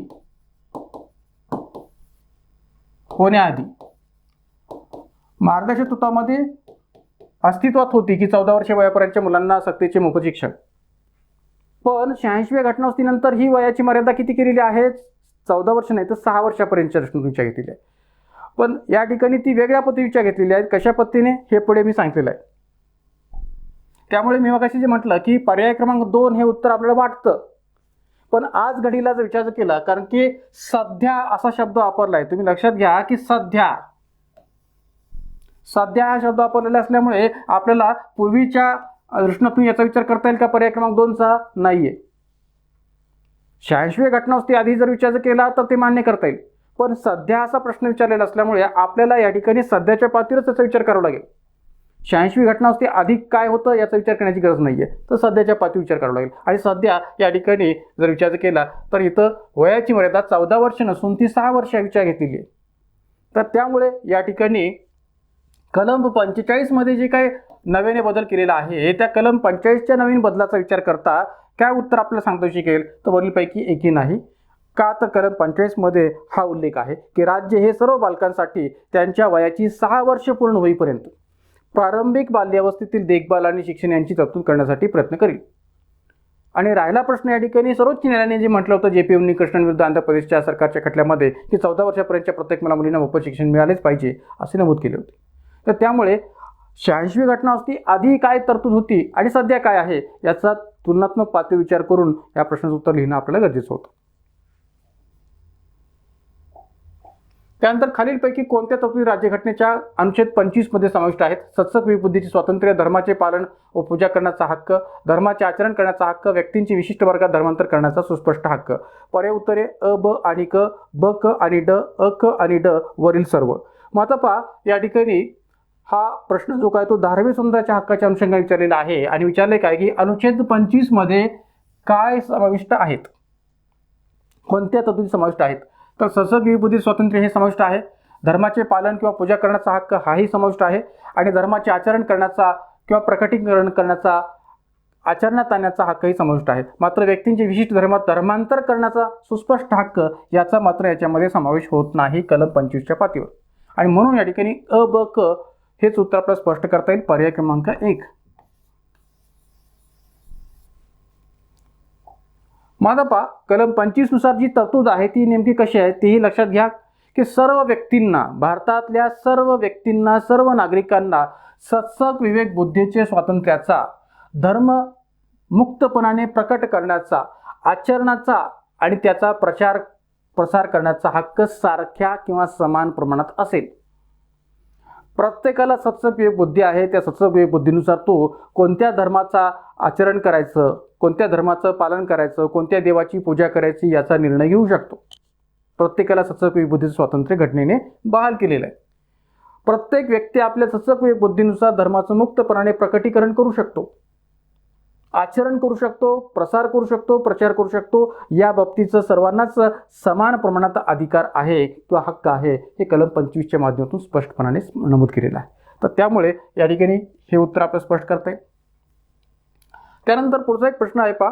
हाही प्रश्न थोडासा वेगळ्या टाईपचा आहे. भारतीय राज्यघटनेनुसार नागरिकाचे डॅश जीवित आणि व्यक्तिगत स्वातंत्र्य हे कोणत्याही परिस्थितीत हिरावून घेता येणार नाही. जीवित आणि व्यक्तिगत स्वातंत्र्य हे सर्व प्रकारच्या आणीबाणीच्या काळात राष्ट्रपतीद्वारे हिरावून घेतले जाऊ शकते. जीवित आणि व्यक्तिगत स्वातंत्र्य हे कायद्याने घालून दिलेल्या पद्धतीने हिरावून घेतले जाऊ शकते.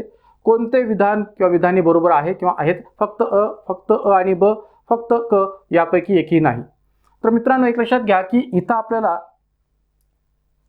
कलम 21ची जी तरतूद आहे ती नेमकी माहिती असेल तर त्याचं उत्तर लिहिता येऊ शकेल की कलम 21 मध्ये नेमकी तरतूद काय आहे. तर कोणत्याही व्यक्तीचं जीवित आणि व्यक्तिगत स्वातंत्र्य हे कायद्याने प्रस्थापित केलेल्या किंवा कायद्याने प्रस्थापित केलेल्या पद्धतीच्या शिवाय किंवा कायद्याने प्रस्थापित केलेली पद्धती अनुसरल्याखेरीज काढून घेता येणार नाही. कोणत्याही व्यक्तीचं जीवित व व्यक्तिगत स्वातंत्र्य हे कायद्याने प्रस्थापित केलेली पद्धती अनुसरल्याखेरीज काढून घेता येणार नाही अशी जी तरतूद आहे त्यामध्ये जो संदर्भ आहे त्या अनुषंगाने त्याचं उत्तर आपल्याला लिहिणे गरजेचं आहे. मग आता इथं पहा की जीवित व्यक्ती स्वातंत्र्य हे कायद्याने घालून दिलेल्या पद्धतीने हिरावून घेता येऊ शकते हे म्हणणं बरोबर आहे. म्हणून क हे विधान या ठिकाणी बरोबर आहे. हे एकच विधान या ठिकाणी आपल्याला स्पष्ट करता येऊ शकतं आणि म्हणून उत्तर आपल्याला सांगता येईल पर्याय क्रमांक 3. माझा पहा की जो काही इथं इंग्लिशमध्ये उल्लेख केलेला आहे पहा की can be deprived of his life and personal liberty only in accordance with the procedure established by law. Procedure established by law ही तरतूद खूप महत्त्वाची आहे की जी कलम 21 मध्ये नमूद केलेली आहे. ही तरतूद आपण जपानच्या घटनेतून स्वीकारलेली आहे, अमेरिकेच्या घटनेतून नाही, जपानच्या घटनेतून. भलेही मूलभूत हक्कांची संकल्पना आपण या ठिकाणी अमेरिकेच्या घटनेतून स्वीकारली असली तरी कलम 21 मधली प्रोसिजर एस्टॅब्लिश्ड बाय लॉ ही तरतूद मात्र जपानच्या घटनेतून आपण स्वीकारलेली आहे. आणि म्हणून या ठिकाणी एकंदरीत जर विचार केला तर पर्याय क्रमांक क म्हणजेच पर्याय क्रमांक 3 हे उत्तर आपल्याला स्पष्ट करता येऊ शकेल की भारतीय राज्यघटनेनुसार नागरिकाचे जीवित व व्यक्तिगत स्वातंत्र्य हे कायद्याने घालून दिलेल्या पद्धतीनेच हिरावून घेतले जाऊ शकते किंवा जीवित व व्यक्तिगत स्वातंत्र्य हे कायद्याने प्रस्थापित केलेली जी काही कार्यपद्धती आहे ती अनुसरल्याखेरीज काढून घेता येऊ शकत नाही. तर त्या अर्थाने पर्याय क्रमांक 3 हे उत्तर आपल्याला स्पष्ट करता येईल. माझा पहा भारतीय घटनेच्या भाग 3 मध्ये मूलभूत हक्कांचा उल्लेख करताना कलम 21 मध्ये जे वर्णन केलेलं आहे ते काय आहे की कायद्याने प्रस्थापित केलेली प्रक्रिया किंवा कार्यपद्धती अनुसरल्याखेरीज कोणत्याही व्यक्तीस त्याच्या जीवित व व्यक्तिगत स्वातंत्र्य यापासून वंचित केले जाणार नाही. कायद्याने प्रस्थापित केलेली प्रक्रिया. मग कलम 21 मध्ये स्पष्ट केलेली ही संज्ञा अमेरिकन घटनेतून घेतलेली आहे का? तर नाहीये.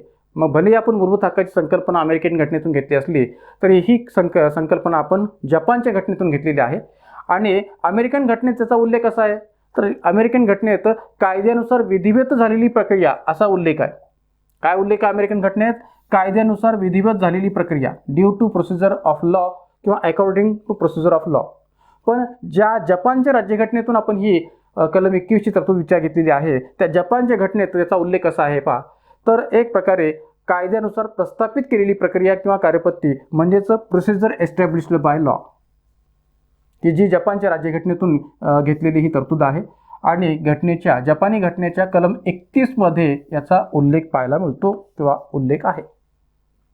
तर त्यामुळे ह्या संबंध IMP फॅक्ट्सवर सुद्धा आयोगाने मागे प्रश्न विचारलेले आहेत की अमेरिकेच्या बाबतीत काय उल्लेख आहे, जपानच्या घटनेमध्ये त्याचा कसा उल्लेख आहे आणि तो आपण कशा पद्धतीने स्वीकारलेला आहे.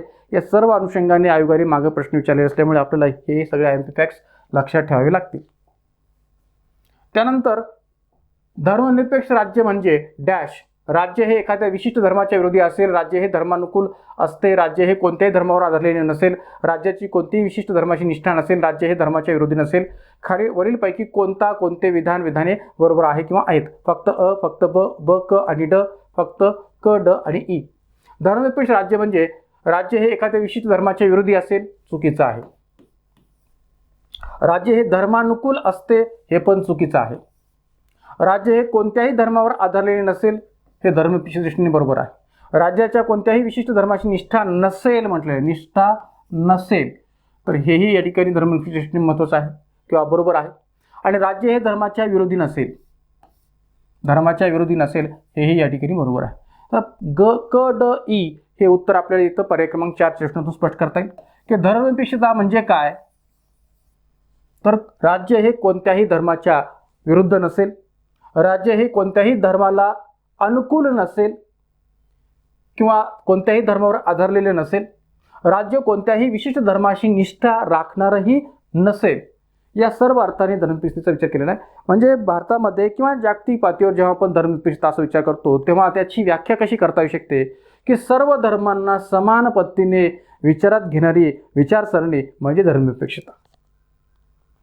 कोणत्या धर्माला अत्युच्च स्थान देणे आणि कोणत्या धर्माला गौण स्थान देणे असं विचार धर्मनिरपेक्षतेमध्ये स्वीकारला गेला नाही. कारण की या आधीसुद्धा PSI मेन्समध्ये आयोगाने प्रश्न असा विचारला होता की निधर्मी राज्य यामध्ये मोझॅक फ्रेम याचा विचार कशा पद्धतीने करता येऊ शकेल. म्हणजे भारतामध्ये जे काही निधर्मी राज्य आहे त्या निधर्मी राज्याला मोझॅक फ्रेम असे का म्हटलेले आहे असा प्रश्न मागे PSI मेन्समध्ये आयोगाने विचारला होता. तर मोझॅक फ्रेम म्हणजे काय की ज्या फ्रेममध्ये अनेक विविध जाती धर्मांचा समावेश होतो, ज्या फ्रेममध्ये अनेक लोक एकत्रित राहतात, ज्या फ्रेममध्ये या ठिकाणी संकट आल्यानंतर सर्व लोक एकत्रित येऊन त्या संकटाला तोंड देतात, अशी फ्रेम म्हणजे मोझॅक फ्रेम की जी विभिन्न रंगांनी म्हणजेच या ठिकाणी विभिन्न प्रकारच्या जाती समूहांनी धर्मांच्या समूहांनी एकत्रित आहे अशी मोझॅक फ्रेम. तर त्यामुळे या ठिकाणी धर्मनिरपेक्षता म्हणजे काय तर क.ड.ई पर्याय क्रमांक 4 हे आपल्याला स्पष्ट करता येईल. माझा पहा धर्मनिरपेक्षता म्हणजे धर्मविरोध, धर्मविहीनता, धर्मभंजकता मुळीच नाहीये, तर सर्व धर्मांच्या सहिष्णू अस्तित्वाद्वारे सर्वांचे सर्वांगीण कल्याण करणारा, परस्परांना बंधुभाव व बंधुत्व, शांतता, न्याय व स्वातंत्र्याच्या ध्येयाकडे नेणारा तो एकमेव मार्ग आहे. धर्मनिरपेक्षतेला सर्व धर्माचे अस्तित्व मान्य आहे. सार्वजनिक जीवनातून धर्माचे उच्चाटन करणे हा धर्मनिरपेक्षतेचा अर्थ नाहीये. धर्मनिरपेक्षतेचा अर्थ जो आहे तो कोणत्या अर्थाने सांगता येऊ शकेल इथं की राज्य कोणत्याही धर्माला राजाश्रय देणार नाही, धर्माच्या आधारावर कोणताही भेदभाव केला जाणार नाही, धर्म ही प्रत्येक नागरिकाची पूर्णतः खाजगी बाब राहील, प्रत्येक नागरिकाला धर्माचे पालन करण्याचे पूर्ण स्वातंत्र्य राहील, धर्म व राजकारण यांची फारकत असेल व धर्म समान असतील, सर्व धर्म समान असतील आणि हाच धर्मनिरपेक्षतेचा अर्थ आहे. म्हणजे धर्मनिरपेक्षतेची वैशिष्ट्ये जर म्हटली तर ही संबंध वैशिष्ट्ये आपल्याला सांगता येईल की ज्याखाली आपण धर्मनिरपेक्षतेचा विचार जो काय तो करता येऊ शकतो. तर या सर्व अंगाने धर्मनिरपेक्षता म्हणजे काय हे आपल्याला स्पष्ट करता येईल. त्यानंतर पुढचा प्रश्न आहे 42व्या घटनाद्वारे खालीलपैकी कोणती निर्देशित तत्व जोडली गेली. 42व्या घटनाद्वारे खालीलपैकी कोणती मार्गदर्शक तत्वे जोडली गेली. समान न्याय व मोफत कायदेशीर मदत, उद्योगांच्या व्यवस्थापनात कामगारांचा सहभाग, पर्यावरण, वन आणि वन्यजीवांची संरक्षण, कुटीर उद्योगांना प्रोत्साहन. खाली दिलेल्या कोडमधून योग्य पर्याय निवडा. अ आणि ब, अ आणि क, अ ब आणि क, अ ब क आणि ड. माझा पहा की 42व्या घटनाद्वारेच नव्हे तर आपल्याकडे इतर वेगवेगळ्या घटनाद्वारे सुद्धा मार्गदर्शक तत्वामध्ये नवीन मार्गदर्शक तत्वांना ॲड केलेली आहेत, समावेश केलेली आहेत. ती पण आपल्याला IMP फॅक्ट बेसिसवर माहिती असली पाहिजेतच जर खऱ्याने तुम्हाला व्यवस्थित तयारी करायची असेल तर. माझा पहा समान न्याय व मोफत कायदेशीर मदत कलम 39A 42व्या घटनानुसार ती समावेश केलेली आहे. उद्योगांच्या व्यवस्थापनात कामगारांचा सहभाग कलम 43A याचाही संबंध 42व्या घटनाशी जोडता येऊ शकतो. पर्यावरण, वन आणि वन्यजीवन यांचे संरक्षण कलम 48A याचाही संबंध 42व्या घटनाशी जोडता येतो. कुटीर उद्योगाला प्रोत्साहन याचा संबंध 42व्या घटनाशी जोडायची गरज नाही आहे. त्यामुळे अ, ब आणि क हेच उत्तर आपल्याला देता येऊ शकेल पर्याय क्रमांक 3. मग आता याच्या व्यतिरिक्त इतर जे काही या ठिकाणी मार्गदर्शकत्व की जे 42व्या घटनावस्तूद्वारे किंवा इतर कोणत्या घटनावस्तूद्वारे मार्गदर्शकत्वामध्ये ॲड केलेले आहेत याचा विचार आपण IMP फॅक्ट बेसिसवर करणं अपेक्षित आहे. तो या पद्धतीने आपल्याला सांगता येईल. माझा पहा कलम 39F बालकांना निरामय पद्धतीने मुक्त व प्रतिष्ठापूर्ण वातावरणात आपला विकास करण्यासाठी संधी व सुविधा दिल्या जाव्यात आणि बालके व युवक यांना शोषणापासून आणि नैतिक व भौतिक गरजांच्या बाबतीत उपेक्षेपासून संरक्षण दिले जावे. तर मित्रांनो एक लक्षात घ्या कलम 39F हा F जो आहे तो स्मॉल आहे. त्यामुळे या ठिकाणी हे पहिलं जे काही कलम 39 आहे मार्गदर्शकत्वामध्ये तर त्या कलम 39 मध्ये ABCDEF अशा सदराखाली जे काही तरतुदी केलेली आहेत त्या सदराखाली या स्मॉल एफचा विचार करून कलम 39F मधली ही तरतूद आहे की ज्यामध्ये बालकांना निरामय पद्धतीने मुक्त व प्रतिष्ठापूर्ण वातावरणात आपला विकास करण्यासाठी संधी व सुविधा दिल्या जाव्यात आणि बालके व युवक यांना शोषणापासून आणि नैतिक व भौतिक गरजांच्या बाबतीत उपेक्षेपासून संरक्षण दिले जावे. तर हे या ठिकाणी अशा पद्धतीने उल्लेख जो मी केलेला आहे तो मुद्दाम केलेला आहे का तर याच्यावर सुद्धा मागे आयोगाने प्रश्न विचारला होता की कोणाला कलम 39F खाली शोषणापासून व नैतिक व भौतिक गरजांच्या बाबतीत तोपेशीपासून संरक्षण दिले जावे. कोणाला? बालक व युवक यांना. 42व्या घटनासुद्धारे कलम 39F. कलम 39A मगाशी म्हटल्याप्रमाणे समान न्याय व मोफत कायदेशीर सहाय्य. कलम 43A उद्योग व व्यवस्थापनात कामगारांचा सहभाग असावा. कलम 43B 97वी घटनावस्ती 42 नवी 97वी घटनावस्तीद्वारे सहकाराशी संबंधित तरतूद केली गेलेली आहे. ती काय की राज्य सहकारी संस्थांची निर्मिती, स्वायत्त कारभार, लोकशाही नियंत्रण व व्यावसायिक व्यवस्थापन करणे यासाठी प्रोत्साहन देईल. कलम 43B यानुसार ही तरतूद 97वी घटनावस्तीद्वारे केली गेलेली आहे. भारतीय राज्यघटनेच्या भाग 9B अंतर्गत कलम 243 ZH टू कलम 243 ZT मध्ये या ठिकाणी ही जी 97वी घटनाद्वारे केलेली तरतूद आहे ती भाग 9B अंतर्गत समाविष्ट आहे सहकारी संस्थांशी संबंधित. तर एक प्रकारे भाग 9B पण महत्त्वाचा आहे आणि त्यातल्या कलम 243 ZH पासून ZT पर्यंतच्या तरतुदीसुद्धा 97व्या घटनादृष्टीने महत्त्वाच्या आहेत, तर सहकारी संस्थांच्या दृष्टीने महत्त्वाच्या आहेत. त्याचबरोबर कलम 48A पर्यावरण संरक्षण, वन्य प्राण्यांचे संरक्षण व जंगलांचे संरक्षण 42व्या घटनाद्वारे समाविष्ट तरतूद. कलम 45 यामधली तरतूद जी आहे की जी 86व्या घटनाद्वारे समाविष्ट केली गेलेली आहे की जी या पद्धतीने सांगता येईल की राज्य हे सर्व बालकांसाठी त्यांच्या वयाची 6 वर्ष पूर्ण होईपर्यंत प्रारंभिक बाल्यावस्थेतील देखभाल आणि शिक्षण यांची तरतूद करण्यासाठी प्रयत्न करेल. तर त्यामुळे केवळ 42व्या घटनावस्तीद्वारे समाविष्ट तरतुदीचाच विचार फक्त मार्गदर्शक तत्त्वांच्या बाबतीत करू नका, तर इतरही ज्या काही घटनावस्ती आहेत की ज्यांच्याद्वारे नवीन मार्गदर्शक तत्त्व भारतीय राज्यघटनेने समाविष्ट केले त्याचाही IMP फॅक्ट्स म्हणून विचार करायला काही हरकत नाही.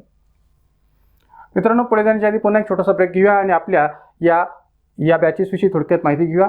राज्यव्यवस्थेच्या आपल्या वन डे रिव्हिजन बॅचेससुद्धा सध्या आपल्या ॲपवर सुरू आहेत. राज्यसेवा पूर्व परीक्षा वन डे रिव्हिजन बॅच आणि गट ब गट क पूर्व परीक्षा वन डे रिव्हिजन बॅच दोन्ही बॅचेस फक्त 200 रुपयाच्या फीसमध्ये आपल्याला अवेलेबल आहेत. एकूण 10+ तासांचा व्हिडिओ कालावधी आहे. वेळ वॉच टाईम 3 पट आहे आणि व्हॅलिडिटी आहे 1 महिना. तर याही बॅचेसवर असणारी जी काही स्पेशल ऑफर आहे ती 25 ऑक्टोबर 2023 पर्यंत सुरू असणार आहे आणि या कॉन्टॅक्ट नंबर आपण या दोन्ही बॅचेसविषयीची एन्क्वायरी करू शकता. एवढंच नव्हे तर आगामी गट ब गट क मुख्य परीक्षेचे सुद्धा आपल्या रिव्हिजन बॅचेस सुरू आहेत. तर एक प्रकारे गट ब गट क मुख्य परीक्षा रिव्हिजन बॅच फक्त 360 रुपयाच्या फीसमध्ये अवेलेबल आहे. वॉच टाईम 3 पट आहे. एकूण 20+ तासांचा व्हिडिओ कालावधी आहे. कालावधी 1 महिना आहे किंवा व्हॅलिडिटी 1 महिना आहे. फक्त 360 रुपयाच्या फीसमध्ये आपण ही बॅच प्राप्त करू शकता ज्यांना कोणाला आगामी गट ब गट क या मुख्य परीक्षेचे रिव्हिजन करायचे आहे. आणि राज्यव्यवस्थेची डिपार्टमेंटल PSI पूर्व परीक्षेसुद्धा रिव्हिजन बॅच सध्या सुरू आहे. तर याही बॅचमध्ये आपण 200 रुपयाच्या फीसमध्ये संबंध जो काही डिपार्टमेंटल PSI पूर्व परीक्षेचा बॅचचा जो सिलेबस आहे तो रिव्हिजन वजा अभ्यासू शकता. एकूण 10+ तासांची ही बॅच आहे. वॉच टाईम 3 पट आहे. व्हॅलिडिटी आहे 2 महिने. दोन्ही बॅचेसविषयीची एन्क्वायरी या कॉन्टॅक्ट नंबर आपण करू शकता. जाऊया पुढच्या प्रश्नाकडे. राज्यनीतीच्या मार्गदर्शक तत्वातील कोणत्या कलमानुसार प्रत्येक गावासाठी ग्रामपंचायत स्थापन झाल्या? कलम 243 नुसार, कलम 40 नुसार, कलम 42 नुसार आणि कलम 124 नुसार कोणती विधाने बरोबर आहे किंवा आहेत? तर आता इथं ऑब्व्हियसली या ठिकाणी भारतीय राज्यघटनेच्या मार्गदर्शकत्वामध्ये कलम 40 नुसार ग्रामपंचायतीच्या स्थापन करण्यासंबंधीची तरतूद केलेली आहे. ग्रामपंचायतीच्या संघटनेसंबंधीची तरतूद केलेली आहे. संघटित करण्यासंबंधी तरतूद. तर त्यामुळे उत्तर आपलं सांगता येईल पर्याय क्रमांक ब म्हणजेच पर्याय क्रमांक 4 फक्त ब. पण मित्रांनो, एक लक्षात घ्या की या अनुषंगाने कलम 40ची तरतूद आपण लक्षात ठेवणं गरजेचंच आहे. पण त्याच्या रिलेटेड ज्या 73व्या घटनातून असणाऱ्या तरतुदी आहेत कलम 243 A, B, C आणि D मधल्या त्यावर पण आपण IMP फॅक्ट्स म्हणून विचार केला पाहिजे, कारण की या संबंध तरतुदीविषयी सुद्धा आयोगाने मागे प्रश्न विचारलेले आहेत. म्हणजे कलम 40 बरोबरच याही बाबतीचे तरतुदी आपण लक्षात ठेवाव्यात. कशा पद्धतीने पाहूया पुढे की आता पहा, कलम 40 नुसार ग्रामपंचायती स्थापन करण्याची योजना राज्य करील आणि त्यांना कार्य करण्यासाठी अधिकार व प्राधिकार बहाल करेल. राज्य ग्रामपंचायती स्थापन करण्याची योजना करेल आणि त्यांना कार्य करण्यासाठी अधिकार व प्राधिकार बहाल करेल कलम 40 नुसार. पण घटनेच्या कलम 243A नुसार 73व्या घटनावस्तीद्वारे घटनेच्या कलम 243A नुसार जिल्हा या शब्दाची व्याख्या स्पष्ट केलेली आहे की जिल्हा याचा अर्थ एखाद्या राज्यातील जिल्हा असा आहे. घटनेच्या कलम 243B नुसार ग्रामसभा याविषयी बऱ्याच वेळा प्रश्न आयोगाने विचारलेला आहे की ग्रामसभा याचा अर्थ ग्राम पातळीवर पंचायत क्षेत्रामध्ये अंतर्भूत असलेल्या एखाद्या गावाशी संबंधित असलेल्या मतदार यादीत ज्यांची नावे नोंदवण्यात आली असतील अशा व्यक्तींचा मिळून बनलेला निकाय असा अर्थ ग्रामसभेचा घेतला जाऊ शकतो. कलम 243 नुसार मधली पातळी म्हणजे ग्रामपंचायत आणि जिल्हा परिषद यांच्या मधली पातळी म्हणजे पंचायत समिती, की ज्याचा संदर्भ कलम 243 मध्ये केलेला आहे. मधली पातळी याचा अर्थ ग्राम व जिल्हा यामधील मधली पातळी असा आहे. आणि कलम 243 नुसार पंचायत म्हणजे काय असाही प्रश्न मार्ग आयोगाने विचारलेला आहे. तर पंचायत म्हणजे ग्रामीण क्षेत्रासाठी स्थापन केलेली स्वराज्य संस्था. ग्रामीण क्षेत्रासाठी स्थापन केलेली कोणतीही स्वराज्य संस्था, मग ती या ठिकाणी कोणत्याही नावाने संबोधण्यात येऊ, जिल्हा परिषद असो, पंचायत समिती असो, ग्रामपंचायत असो, असा उल्लेख कलम 243D मध्ये पंचायत या संकल्पनेची व्याख्या स्पष्ट करत असताना केलेला आहे. तर मित्रांनो, ज्यावेळेस आपण या ठिकाणी या मार्गदर्शक तत्व, मूलभूत हक्क, मूलभूत कर्तव्याच्या दृष्टीतून अभ्यास करणार आहोत, त्यावेळेस आपल्याला या इतरही ज्या काही त्याच्याशी रिलेटेड असणाऱ्या घटनेच्या तरतुदी आहेत त्या वारंवार आपल्याला लक्षात ठेवण्याची गरज आहे IMP फॅक्ट्स या अर्थाने. तर त्यामुळे या ठिकाणी या संबंध तरतुदीसुद्धा आपण 73 घटनांच्या दृष्टीने लक्षात ठेवण्याची गरज आहे. तर आजच्या या लेक्चरमध्ये आपण या ठिकाणी इथं थांबूयात आणि एक प्रकारे अशाच सिरीजच्या माध्यमातून इतरही जे काही आपले गट ब गट क मुख्य परीक्षेचे कंटेंट आहेत त्या कंटेंटवरच्या IMP फॅक्ट्सवर प्रकाश आपण आगामी सिरीजच्या माध्यमातून यापुढे चालू ठेवणार आहोत, कंटिन्यू करणार आहोत. तर जाताना सर्वांना विनंती की आपल्या यूट्यूब चॅनलला अधिकाधिक संख्येने सबस्क्राईब करा, लाईक करा, शेअर करा आणि त्याचबरोबर अशा प्रकारची संबंध माहिती PDF स्वरूपात प्राप्त करण्यासाठी आपल्या टेलिग्राम चॅनलला सुद्धा जॉईन व्हा. या ठिकाणी आज आपण थांबूयात. धन्यवाद.